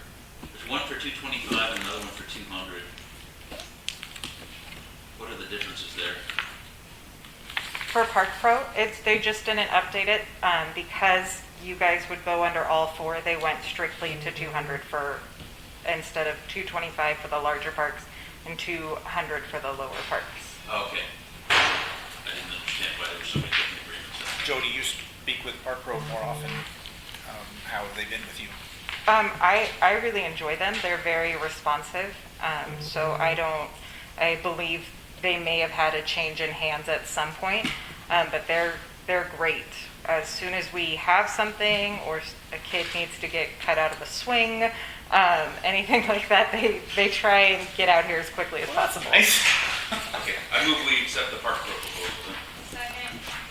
Any further discussion? All in favor? Aye. Aye. Next item is number 17, inclusive swing replacement proposal at Knickerbocker Park. What is the nature of the damage to that swing? The clip, so, because, it's kind of like the roller coaster part. So the clip for the top roller coaster part to the bottom is broken. And so they no longer make that model anymore. So So this is for the new and improved model. Okay, and they refused to honor the warranty? That Knickerbocker, that's old. That's not under warranty. But Okay, that's not covered under the warranty then? Mm-mm. I wouldn't assume so. I thought there was some mention of that. It might have been for the Huckleberry Park piece. It says the original installers requested to cover this damage under warranty, however, they have declined as they believe the damage was caused by vandalism. That's for Huckleberry Park. Yeah, that's for the three. It's on- it's on- But it's on under the Knickerbocker It's on the Huckleberry memo Park. for Knickerbocker. Is that a mistake? The background on that cover sheet. Yes, I'm sorry, that is a mistake. Okay. And are we required to have two inclusive swings there? Is that We're it? required to maintain what is there. By agreement with the city? I'm thinking ADA. Do we have to have? I think when it was, no, I guess it was two. I served on the Knickerbocker Park Committee, and there was a committee member who was very adamant about having those things for inclusive. Well, we don't know if there's a legal requirement. We haven't. We could have not put any in at all. There was just a push by a committee member that really wanted it. In fact, they're talking about vandalism. If you've ever seen the parks, swings are extremely popular at parks. And kids that are not special needs, they play on that swing like you wouldn't believe. It horrifies me as a parent to watch them stand on it, swing. Yeah, of course. That's what, so you almost expect it to get damaged because of the way they play on it. I would say if you don't want to replace it because you don't want it down the line again, we should take out the other thing too. But that would just be an agenda item on the next meeting. Yeah, I'm just thinking, I mean, that's expensive repair, and those things seem to be broken a lot of the time. At least one of them. What do you guys feel about it? I don't feel strongly either way, really. I don't either. Neither, I know swings are important. We need to have swings, so if we're not going to fix this one, replace it with a normal swing.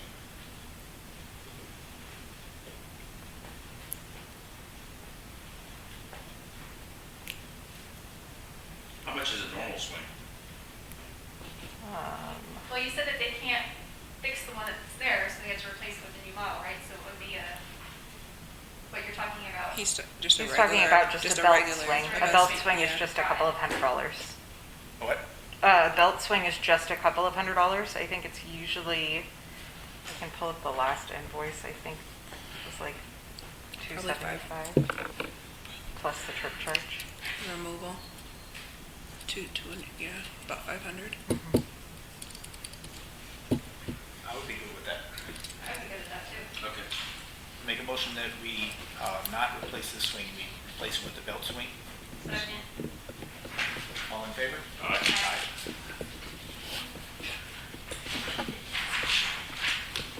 All right. Next, we have battery replacement proposal for vehicle gates in Oxford Commons.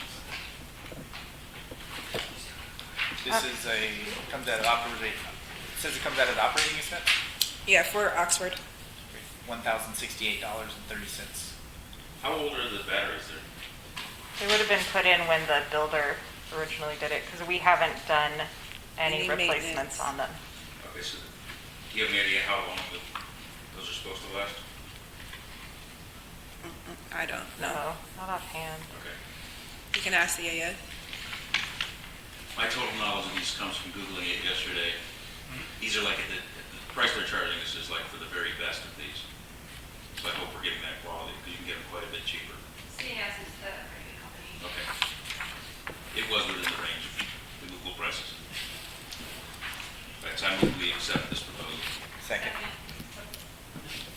Any discussion? All in favor? Aye. Aye. Next, we have preventative maintenance contract renewal for gates in Oxford Commons.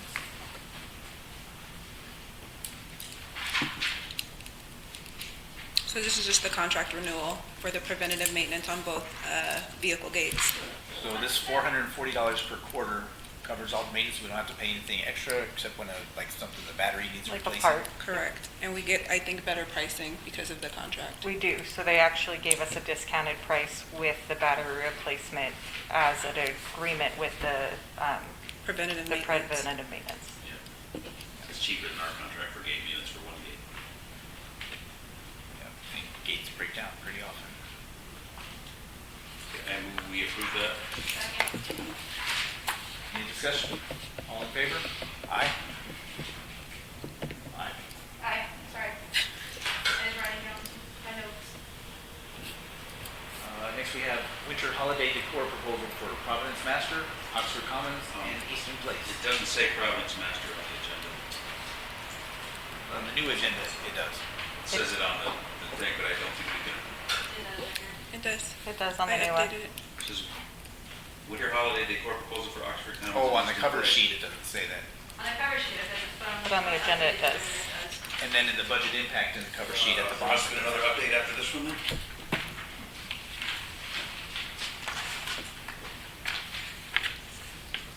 Huh, yours doesn't say it, yeah.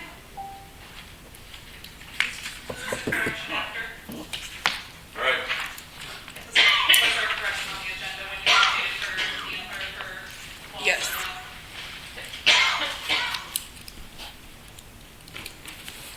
Were any other bids obtained other than these? No, so these are just who the association, I believe, has used historically.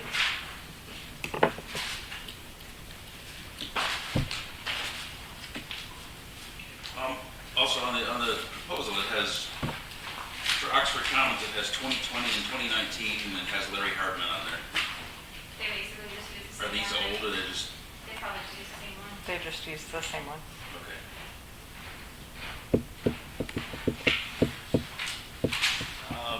I move that we do not spend any money on holiday decoration. Second.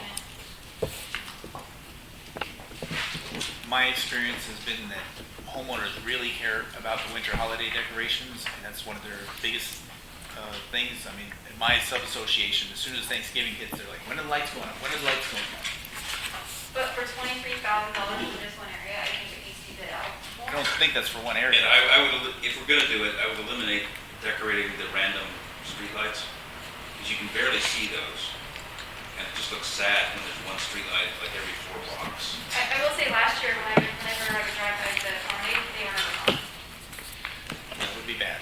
You know, our sub-association took up a collection and bought our own decorations. We don't have to rent them, we put them out, we take them down, they're stored in people's garages. And that's admirable. I have no problem with that, but I don't know if we have Of enough course you don't time have for, a problem with it. what's that? I said, of course you don't have a problem with it, it's just. Right, well, no, I'm saying I don't have a problem with Oxford Commons and Eastern Place doing that, but we have to get them together to do that right away if they can want to do have it this year. Yeah, I mean, they could do it if they want. I'm just saying, we did it in our neighborhood and we don't have other homeowners contributing to our decorations. Just let her- What is homeowners if they'd like to contribute putting up holiday decorations? It's $14,000 to install it, and it's $23,000 to remove it. That's insane. That's absolutely, and you don't even own it? Am I reading this correctly? That's for renting it? You don't even own it with that Nope. money? What? Yeah. That's why it's. I know the wrong business. It's a tree. The light, It's Will, not- and the wreaths, and the banners for Eastern and Why Oxford. I think it should That is crazy. get bid out. But My Oh, sub-association, they go out, Katie, went out to it's- bid for lights, and they are really expensive. They also say their Katie? contractor's license has a Sorry. $2,500 limit, but Uh, it's less $23,000. The installation is $14,969, and then the removal is $8,400, so the total is Okay, $23,600. got it, okay. Where did it, yeah.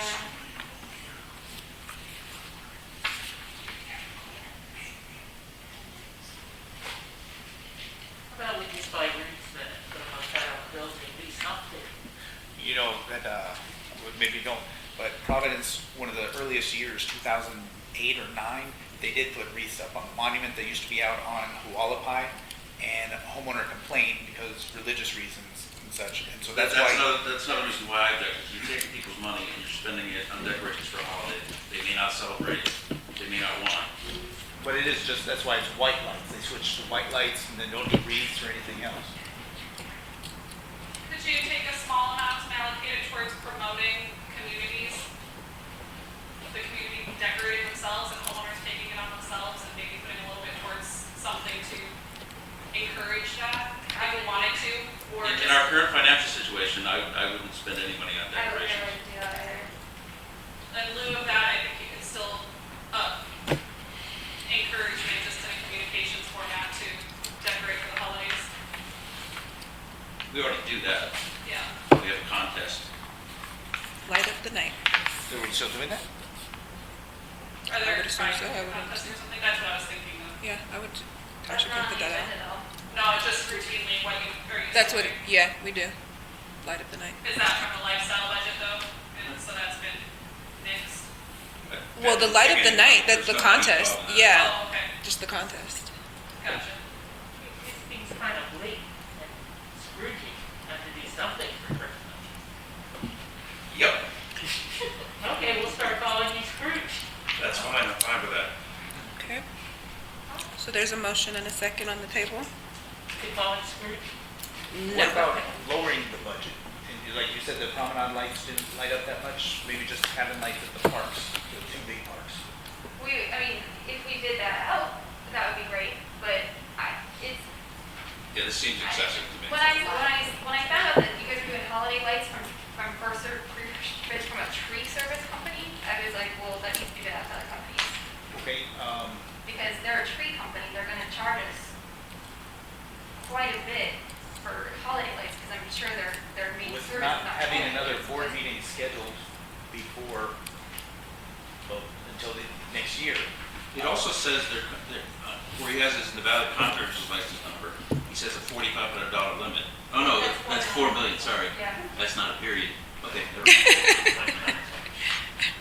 That's not a period. So like they got this bid, it wasn't a sealed bid. Can they get bids from other lighting companies that they can show to us and we can make a decision? Excuse me.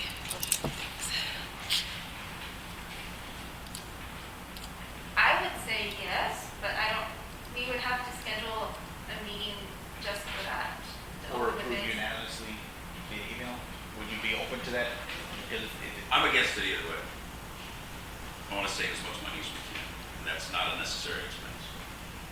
I agree with that. I know homeowners want it, but that's a lot of money.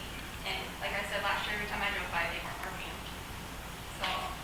So definitely switch companies. So can you amend your motion to management to seek bids from other companies? We don't have to approve it, but if they get the bids, then at least we have something to look at. Who made the motion? Did I make the Phil. motion? Phil did, you second.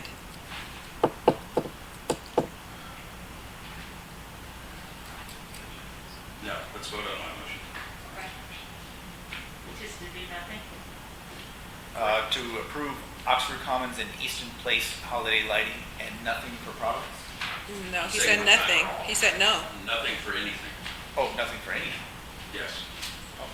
Homeowners are free to decorate their own property if they wish. So it's okay for homeowners to go put up lights at Big Rock Park in Huckleberry? If they want to do that, I don't object to that, that we need to approve Actually, that. they There may be can't. some liability. You can't If do they that. did that, it'd be stolen. You can't do That would be that. silly. They're stealing Yeah. signs off the bathroom stalls. Why would they? You can't allow a homeowner to put I thought that was decorations just a in a common paper area. sign, no? No.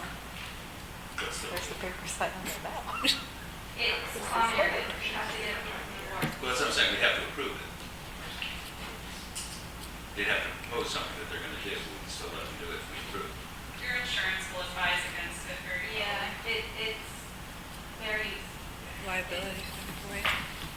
I'm sure it's somewhere in something that I read at some point in my training. I can't tell you Okay, it's it's in a not lot a of rule, it's just, CCRs, but it's. you that's a know, best practice thing rather than a rule.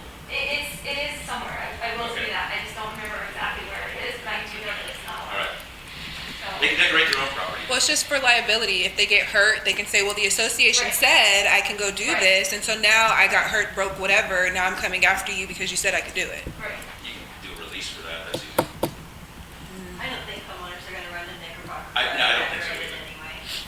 That's a It move. works on the sub-association level, I don't think it works for all around. So Right. the motion is no? The second? we voting on those motions? Yeah. Okay, yeah. Okay. All in favor, say aye. Aye. Aye. Any opposed? Nay? Nay. Hey, Walt, I'll vote for you, please. Okay. Next item is 21, proposals to rebuild monument sign on Durrell and Hualapai. This is for the northwest corner of Durrell and Hualapai. I drive past that sign every day. I remember seeing the car there, but I was like, ooh, thank goodness it didn't hit the sign. Apparently it bumped it a little bit, right? Phil, you went over there and you took pictures. You saw the pictures I sent Yeah, today. I see the building. I never thought that sign was even damaged. It's hidden by bushes, you can't really see it. I had to get out of my car and walk up to it right and realize which monument it was. So, is this a reserve expense or an operating expense? Well, I mean, that would be the board's decision on how you guys wanted to It should pay be a for it. reserve expense. It's But reserve. this proposal is outrageously high. It's so high it makes me doubt. It's not to Calvert repair it, is- it's to replace the sign. Well, to rebuild it, when I walked it with the GC, he's like, there's no way that I can just fix this portion of the sign. That's not right. Okay. I'll do it for 5,000. We gotta get other bids. That makes me I mean, doubt Calvert Davis's well, honesty if they say that. Well, in regards to the bid for the one that happened on Farm, we had comparative bids and they both came back at the Right. same amount, so. We need to seek out some more contractors because that's ridiculous. That's about 3 times as much as it should be. It should, or more. They can, a good mason, if they can repair a picture wall, which is actually, has some structural purpose for half that or less, they can repair this little corner for probably $2,000 or $3,000. I will say that the sign, actually I mentioned before with the wreath that was out there on Hualapai that was like mowed over some 4th of July night, that was $8,000 to replace that if I recall correctly. I think I before your was, time. Yeah. I mean, it is ridiculous. It is. And that was one of the ridiculous. smaller- I can't even say that's how ridiculous it is. It is very much overpriced, but I don't think we can find it cheaper. Give me some time, I can find somebody who'll do that cheaper. Why isn't the car owner the person who hit it with their vehicle? Why isn't their insurance paid for We don't know that? who We don't know who that is. Oh, okay. Duh. We didn't, what? There was no report on it, nothing. But There- that was there there may- for a while, What was there for a while? the car. That may have been for something else, but that wasn't for what just Maybe recently the one I saw, happened. it wasn't the sign. And I that think was it happened just here probably in July or right before you guys got rid of Securitas, where you didn't have any courtesy patrol to go out and identify what happened and make a report and call the police and all of that kind of stuff. As the sign is right now, I don't think as it's been a couple months, nothing wrong happening to it. It's just over time it's going to deteriorate and look bad. Perhaps You vandalism. can barely see it unless you get up close to it, but it does need to be fixed, but not for that price. And if they're proposing to, if they say they can't fix that little bit of wall, it's just decorative masonry, it's not even structural, I really question their honesty and whether we should ever use them for anything. That's obviously a lie. All the way to the whole thing, right? They said Correct. Because there is a crack right in smack dead in the middle of it and the way that it's They can curved. take a perimeter wall and they can cut out the downed They can section recut and it. replace the courses. That's more of a complicated process than this. There's no way they have to replace that whole sign. We reached out to another GC, we haven't heard back from them, Right. so we'll follow up and we'll let you know. I move that we give me some time. If you guys don't want to do it, I will find a contractor who can do it and do it cheaper. You guys should do that, but I'll do it if you can't do it. We have no problem doing it, Yeah, I we reached out to another GC and we haven't heard back from them as of Okay. yet, so No, we I are will find working. somebody, I will give you some names then of people who can do it cheaper. You want those sealed for the next meeting? Licensed and bonded, yes. So can I get a motion to postpone? Because I'm assuming this is what we're doing. Motion to postpone. Second. All in favor? Aye. Aye. I'm gonna take a 2-minute break to use the restroom. I want to hear homeowner comments, but I think they use the restroom for that. Okay. I'm like a bunny. Well, we have board discussion, upcoming board meeting. We don't have one scheduled yet. Normally, in November is the members' meeting, that's not a board meeting. It's a meeting of the members, that's where we have the election. Last year, we did have another meeting we added on in December. But traditionally, the next board meeting would be in January. So it's here as to be determined. Waiting till January will put you over on your requirement for Oh. NRS to meet every 100 days. Because September 9th until whenever you meet in January, you're gonna be about 124 days, even if it's that first week. So we will definitely have another one before the end of the year. We need another one anyway. I think we need to go more frequently than we are with agendas. If this is gonna be routine, it's too much to do in one night. If you're getting up this place, where are we going? That would be determined. I have a question. Would you be okay with meeting at an organizational session at the election or on election day and doing just an organization of officers of your new directors? That is normally Yeah, that's done at the normally what we meeting. do. Okay. Right after the election, we hold the first. Okay, so that will satisfy the requirement? Oh, maybe that's why it's always happened that way. I thought maybe it was, no, that's, okay, that satisfies So the I want to do requirement. that and review your financials. Yeah, we could do that. So here's election scheduled for November 11th, so an organizational session to review financials on that date. 11th is better, Sarah. Actually, I would. November 10th is when Oh, the 10th, apologies. If we have enough agenda items, which we seem to be getting a lot lately, I would just have a regular meeting right after the member meeting. Through the organizational meeting and or the board meeting, any agenda items that need to be addressed. My only Understanding. caution would be just with your new board members, would they be prepared to address? Yeah, they will be. If And it what goes do you as I expect. But also with the counting of ballots, could take several hours. Yeah. And then have a meeting after that. I'm good with that. I mean, it won't be as big an agenda as a regular meeting. November 10th. 10th. Do you want to start your November 10th? election? Oh, November I already 10th. sent that out, never mind. So Wednesday? Yes. What time are we doing? To be determined, I mean, you guys can determine it now, that's what we're Do you have discussing. time for the annual meeting yet? No, because it typically fell on a weekend, so now that it's during the week, Why are it's up to we you. not doing it on a weekend? I mean, we can most certainly change it if you guys We want haven't to. sent out any notice. I would rather do it on a weekend when more people can attend. And then we can do it during the day, so we won't go as long into the night for a regular meeting. About 13th. What day is that? November 10th, that's a Saturday. Yeah, I'd rather do it then.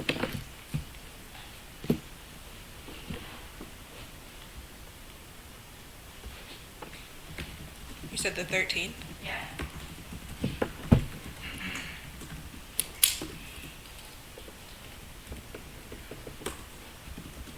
Is this for your meeting in December? November. That way we don't have to do December. We did, last year we did a meeting in December. We did. Yes. We got two. And this way we You're out of town keep that with the area. Yeah, I was happy. You can be.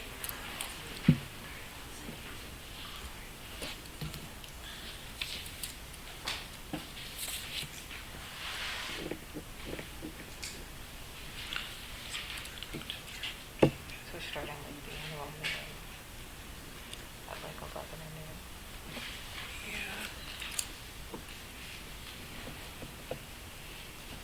Since you'd have to notice the regular session meeting Yep. immediately with the time. Or you could say maybe the following. It could all be in the annual meeting notice that gets mailed out. Notice of Yeah, that's what the budget and we were just everything. talking about, yeah. Jody, Yes, sir. is this Ashley's joint contract? Is this signed or is it just proposed? Just proposed. Okay.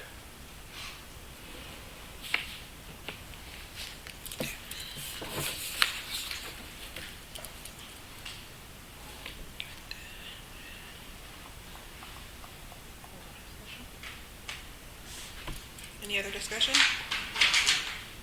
We don't need to vote on that or whatever, just the board is directing. Yeah, these are just discussion items. All right. Favorite part of the night, resident open forum. This is an opportunity for the homeowners to address the board in any matters related to the Providence HOA. Remember to please state your name and what sub-association you live in. I'll open it up to you, the homeowners. Hi, Laura Chapman, Verada View, and what else do you want? That's it. That's it, okay. I just wanted to talk to you about your Marksman Paw Patrol. They're we had an open house this weekend, and a new agent put signs out, and he accidentally put them on Hualapai and Doral, a couple of them, and then the rest in the thing. But I think that got the attention of the marksman people, and they're gathering up all the signs and knocking on the door. And I said, no, our little subdivision has an agreement. We had it with Larry, with the HOA, that we're allowed to have signs, open house signs in our Verada View, and we can have lost dog posters, lost cat, or some, whatever, anything on Verada View they're not allowed to touch. And she was really kind of weird, and she didn't believe me. She the officer? Huh? The marksman officer? Yeah. And she didn't believe me. I said, you can't touch my stuff. You can't do that. And we have a gate code, and I have a thing that I put on it so that these strangers coming in don't get our gate code, to keep our neighborhood secure at least a little bit. And so they have to call me, and I buzz them in. They took that down. And I was like, well, that doesn't keep things secure. Like that's just the opposite, the antithesis of what they're supposed to be doing. So I went and I put everything back, and she's taking pictures of me. Am I going to jail? I don't know. I just went ahead and did a Vanna pose for my sign. I'm sure you're probably getting that. But if she gave you she took it back down again, my little placard, I'd like it back. And if you can talk to these people and tell them that we're off the grid, and I'll explain to the agents doing open houses, it can't be out in Providence land, because she was really weird. It was just weird. Thank you. We didn't discuss it at all this year, but it came up some time ago about whether people can put up real estate signs, such as for open house and such like that. I know Verada View that way. I know my Chestnut Hill is that way. Laura actually put a suggestion in the suggestion box 3 years ago. 3 or 4 years ago. Well, that's what I'm saying. It It's was come never up acted before, on. and the board has not had Right. a flavor for it. So maybe you all would like to Yeah, entertain that. we'll bring up that proposal again. There was This- even, spots like yard sale signs, people put up those cardboard signs, take them to the light poles. Those may not be attractive. They can't take them to common areas, but if they, if you put it on the backside sidewalk, that's legal. The issue was that it came to a head when a little girl lost her cat and was putting up flyers on the mailboxes, and Securitas kept taking them down. Right. It took me Well, I 3 weeks understand to get Larry to understand, no, you don't have a right to come in and take things off of Verada View common area, and we had an agreement in place that they would not, that the sub-association would control our common area. And then I understand. Marksman doesn't understand any of that. So Right. I had to call the patrol officer, I had to call the supervisor before they finally would agree to bring the signs back. And I'm sure they're understanding, with that understanding now. See if in the posters, Martin. No, I haven't even looked at those yet. It does say Verada View is exempt from, Okay, it did in the old ones. it does. Okay, so Remember I told you their post orders are a hybrid of hours so far and I've meetings. had three face-to-face dealings with Marksman personnel so far, and they have all been, in my opinion, of intelligence too low to be doing the job. But that begs the question, where? I understand what you're saying about Curtis Patrol not patrolling or doing the normal activities inside Verada View or whichever community has that Well, agreement. doing things like parking against the flow of traffic and not understanding why I told them they shouldn't do that. Well, And what I'm just talking sitting there. about He's is on his phone. making an accommodation for real estate realtors. The talks range from having special signs that they can pick up from the Right. association, so you only have so many, so not every corner is littered with signs or something. Something that could be in the common areas that, the board has approved, and so that realtors can do their job. Yeah, With our at some homeowners. point in the future, we'll propose that again, we'll bring that up. Any other homeowner comments? We're hungry, Jay. I know, I'll go fast. Okay. Jay Van Dyke, Hampton Glen, Bar Harbor Glen. Financials went, I just was making a list of stuff as we went, so I'll go through this quickly. But when we were going over the financials and there were financial questions, I just have a question. We had the accountant here in the beginning. Is there any reason she wasn't here to answer the financial questions? Seems to me that would have made sense to have the accountant stick around to answer those types of questions since we're spending money on an accountant now. During the treasurer's report, Katie talked about events. She asked for ideas. Simple idea, have homeowners pay if they want to go to an event. I know Phil's mentioned that, Katie's mentioned that. To me, that seems like common sense. If I want to go to a painting night, I should have to pay for it. It's not that hard. The big events like the 4th of July, we can keep those free or whatever. I know that that's a well-attended event, but bingo night, social events like random little dinner events, if I want to come to that, I'll pay $10 and that'll cover the cost. It's not hard. Let's see. To be fair, those events are still allowed as long as the association's not paying for them. Correct. So, Right. All we need is volunteers to step up and do it. So all the people that still want more events, that should be something the social lifestyle committee should be Has doing. the social lifestyle committee been meeting? I haven't heard from them at all. So apparently they didn't have an interest in organizing events, or we should, if people want to do that, that's something that they should be doing. But anyways, Oxford Commons with the towing policy, I don't live there, but something caught my attention that you said, with the things that you can't tow for, but leave it in the policy. I'm not sure why you would leave it in the policy if you can't tow for it, because you have no other way. They can still fine for it. How are you gonna know who owns the car? They can check. How? I don't know, I talked to my manager, previous managers. Oh, Yeah. no, DMV records in Nevada would not be open to anyone but law enforcement and DMV. They would have no way of checking that. They did it, or they said they did it, my previous manager. They would only be able to do it if they required a registration to where they would have access, but if you go out and look at my plate, you would never be able to find my address with my license plate. I think it's more directed towards if a car is parked in front of a particular home, they cite that home, and then the homeowner says, that's not my car, then it's not their car. But Can't that's- issue a violation against me if you can't prove I did Yeah, it. I wouldn't do that unless you know. Credit card use, that was something, I know Katie and Deanna went back and forth about the credit card thing being in that procurement policy. I was just gonna say that what she suggested sounded great, that they should pay for it and then invoice us like a pass-through, I think was how you described it. That's the industry standard, at least as far as I know. So I don't like the idea of having an association credit card because we don't have any way of saying, no, we don't approve that charge or whatever, and CCMC already spent the money on our behalf. So that would not be the correct way to do it. So I like what Deanna suggested about that. I overheard a comment earlier from a homeowner just talking about how the board should be making a lot of decisions outside of meetings. I just wanted to say, not only is that illegal, but I appreciate being able to sit here and listen to the discussion. I appreciate that you guys have a discussion. Walt mentioned it with the budget. That's why I come, because I want to know which of you is saying what. I want to know that Neil was the one last year that said, nope, don't care what you have to say, we're just approving the budget as is. As a homeowner who votes, I want to know which board members I want to vote out and run against. So I appreciate that. If homeowners don't want to sit here for 3 hours or whatever, they can get meeting minutes or whatever, so they don't have to sit here. Mileage with staff relocating for that contract addendum. We're not required to pay anything now, so I hope CCMC remembers that when they write up the Schedule A, that they make the rates reasonable and something that we would agree to, because if we don't agree to it, we don't have to pay you anything. Like Katie said, it's not that we're trying to not spend anything or pay anything for you guys, because obviously you're way below the industry standard and we would pay for that, but like I said, it's got to be something that the board's going to agree with.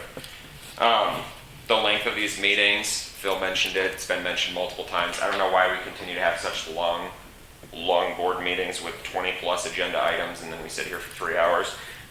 Make them monthly, that's easy. Real quick on the animal thing, I'm a police officer and I've been to several calls in my career, more than one, where an animal gets out of a house, ends up at another house, and that homeowner doesn't want to give the animal back. They call the police, and the police can't do anything about it. Possession is basically 9/10 of the law. So I think there's an issue with having the post orders say that marksman is going to give an animal to this person or that person or whatever. As it's set up or as it was proposed with the fostering committee, I think that's putting the association on liability, because regardless of what forms you have them fill out, they could potentially still come back and say, no, I'm not giving the dog back. And there's no way to enforce any of those forms other than suing them. And that's that. Thank you. Thank you very much. Joe hates dogs too. I don't know any, but I don't hate them. Don't use it. No. My name's Kenneth Harris, and I live over in Saratoga Highlands. I just had a couple questions. So with the leaks and everything, do marksmen not report them themselves since they patrolling and everything, or that's just still on the residents? They do report. Marksman does report when they see They it. supposed to? Yes. Okay. Cause it's been some right up here on Summer, like a ton of them. And you can see them riding by, the landscaping people ride by them, and I can go right now and take everybody there and say, right in this area here, some gun been leaking for years, and it's still leaking. Puddles in the street, same area. Go down a little further, it's another one, still leaking. Puddles in the street. It's like, I'm just trying to understand, like, you know, I was tuning in or whatnot, you know, with the COVID stuff. I know at one point we had to have reservations to sit and stuff like that. So it's like now it is good, no matter how long it is, because it keeps us informed of actually what's going on, something that the homeowners have been complaining about for years. And the voting thing that you mentioned, how they were just, yeah, we're going to do it. It's kind of like, that's kind of jacked up, because that's why we're in the predicament we are now with the reserve, because of stuff like that. We get the information on the back end months after the fact. Not saying, you know, the new regime and people starting to come in, but people from the prior regime, we never understood what was going on. The water, the irrigation project thing and all of that, it's cool now that you have a sense of urgency to want to get it sped up and done. But what about all the years before? Like, that stuff just stopped. Wait a minute. 2019, we all sat in here, and that came up. And nothing happened for like 2 or 3 years, when it was always sent out as a proposal, and this is going to start on this day, and this is going to start on this day. Now we are like, what, 3 months and we're into another year, and we still talking about the irrigation system. Then our fee stuff got raised because of it. That's what y'all said December 2019. So how is this going to play out? Is it something we still got forecasted, or are our fees going to go back down? Because that's stuff y'all said in 2019. Y'all said, hey, after about 2 years, it'll go back down. So I kind of stepped back and didn't say a whole lot, but now it's time, because you said it, you know, a couple of years ago, and now they're trying to come back on the back end to help fix things. And it's like, when is it going to be fixed? Because it's like, if you bring somebody in that was all sitting in here with us in December 2019, I guarantee you they're going to say the same thing. Like, hey man, why are we still talking about this? When y'all laid out a plan that y'all said, hey, we're going to follow this. And everybody raised their hands. Are y'all sure? And yeah, we're going to follow this. And then 2 years later, you still sitting there, and we still talking about water irrigation. No disrespect to you, but it's just, that's what it is. You know, it's like, on the irrigation scheme, the whole board, the original plan was to phase it over 5 years.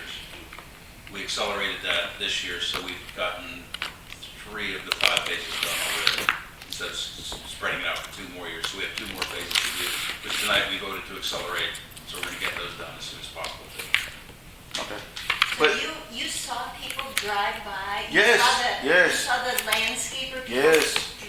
Yes, ma'am. Drive by? Yes, ma'am. It's not your responsibility. And but that's the thing though.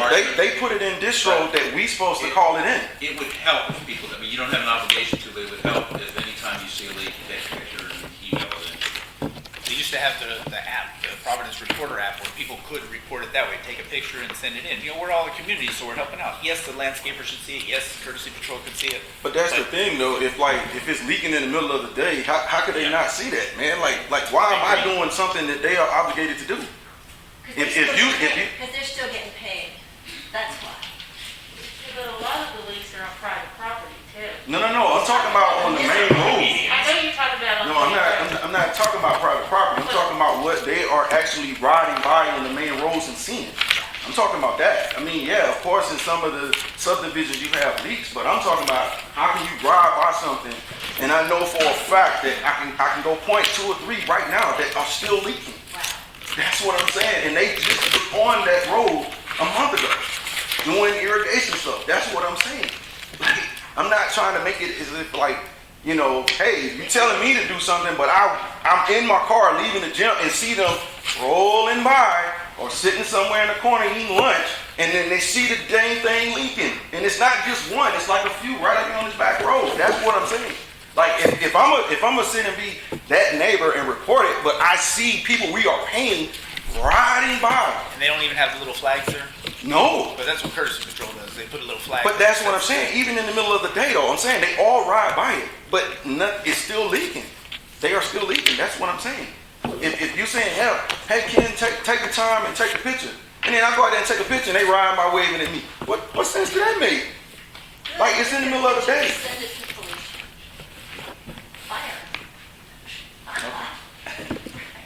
Thanks. Oh, one last thing, again, because you said the assessment's going back down. I don't know whoever said that, aside from people who want the I assessment to did. go back down. I didn't promise, I said that was my ultimate goal, was to lower the. Right, but he's saying December 2019. Yeah, that's when y'all proposed that it got I know increased. my own opinion, and if I voiced it, then I would have never said assessments go back down, but maybe go back to vacationing assessments where you don't have to pay for a quarter or something like that. That would be ultimate goal. I think that's the way many management companies feel. Don't lower them back down, but give them back. Providence used But to do that. I'm going off of what was said. Yeah. That's all I'm saying. Like, I'm not saying if it goes down or anything. I'm just saying, hey, you told us this 2 years ago. Right. And we back in the same bucket. That's what I'm saying. So it's like like you said, the people 5 like years- myself that take notes, I'm gonna remember. So I'm gonna come ask. Like, hey, I'm gonna sit back 2 years later and then it's like, hey, what's the deal with this? Like, you know what I'm saying? Like, y'all said, hey, 2021 we'll look to reduce it. Let's break And down then some you saying numbers. like, no, it's not. We raised the assessments the end of 2019, $600,000 a year, right? I believe that's the number. So it's been 2 years now, and the irrigation, which is $1.2 million, will be paid for. So we'll see what happens in 2022, then we can make things happen, okay? But you gotta understand, $600,000 and it's a $1.2 million project, and that's just for that. We also had Huckleberry Park open up, the reserve study, the reserve fund, which is pay for repairs and maintenance on things. We had all those new amenities added, so that caused a raise, so we gotta fund that as well. That's understandable, but what about the years before that, if that's what you're saying? The years before Huckleberry that, Park the just irrigation, opened up. hold on. Years before that, that was supposed to be in the budget for at least 2 years, and nothing happened. No, we just found out about the reserves. But thing I in the summer remember of 2019. it being deployed in 2017, and y'all was doing events every month. What, the irrigation could have been worked on then. It was not told to Come us. on now, like, It no, wasn't Brady, told to the no, board to Brady. get fixed. No, I'm I'm telling gonna you, go ahead and grab Mr. it. Kenneth, I'm gonna grab it, because you was part of all that you said before, with all these events and no one getting stuff tell done. me what it was. There was no mention of So come on, the man, landscape we ready to plan. get you out of here. Let's talk. Anybody else? I'll be quick here. Joel Bokenkamp with Madison Grove. I've listened to the last few meetings. I've actually been a resident of Providence since 2012. So I've kind of been through these things, but I haven't been, involved in all the meetings and stuff. And I guess one point that I just to kind of share is some of these communications. I know it's hard, but they definitely aren't getting out to the residents.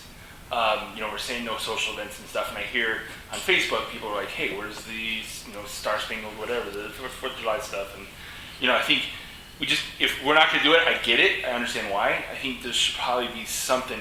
If we just need to do more to say why we're not having these things, and it's because of the financial issues, makes complete sense. It's the right thing to do. Pandemic. And the holiday lights and all that stuff, I get it, right? But the people don't. They don't come to meetings, they don't do this stuff, they don't listen to the things, and so they're just like, well, what's going on? I moved here, now there's no, harvest thing, there's no Christmas thing or whatever. So I don't know what the fix is, but it's definitely not making it out to the people. I've got friends here that live here, and I'm like, yeah, did you know we have a loan and we have this other thing and we have bad financial? He's like, no, I had no idea. So, I don't know. That's just an observation, I guess. So, one other suggestion too, perhaps, I know there's a lot of stuff with wrong revisions of documents and stuff. I work in IT. You might check out Google Docs if you can. You have one central spot that anybody can edit, and you have one master document. So there's no revision, you can make comments and stuff in there or whatever. So just a suggestion, rather than emailing, oh, is this version 4, version 5, one master in Google Docs, it's free, that everybody can look off of, and it's here it is, and here's all my notes, and you can accept them or whatever. So, and meet monthly. It's 3-hour meetings. I listen to them on YouTube and stuff, and makes sense. I don't know how much these cost for the meetings or whatever, but yeah, so that's it. Thank you. Thank you very much. Anybody else? No? All right, with that, I will close the resident open forum and entertain a motion to adjourn. Move to adjourn. All in favor? Aye. Aye.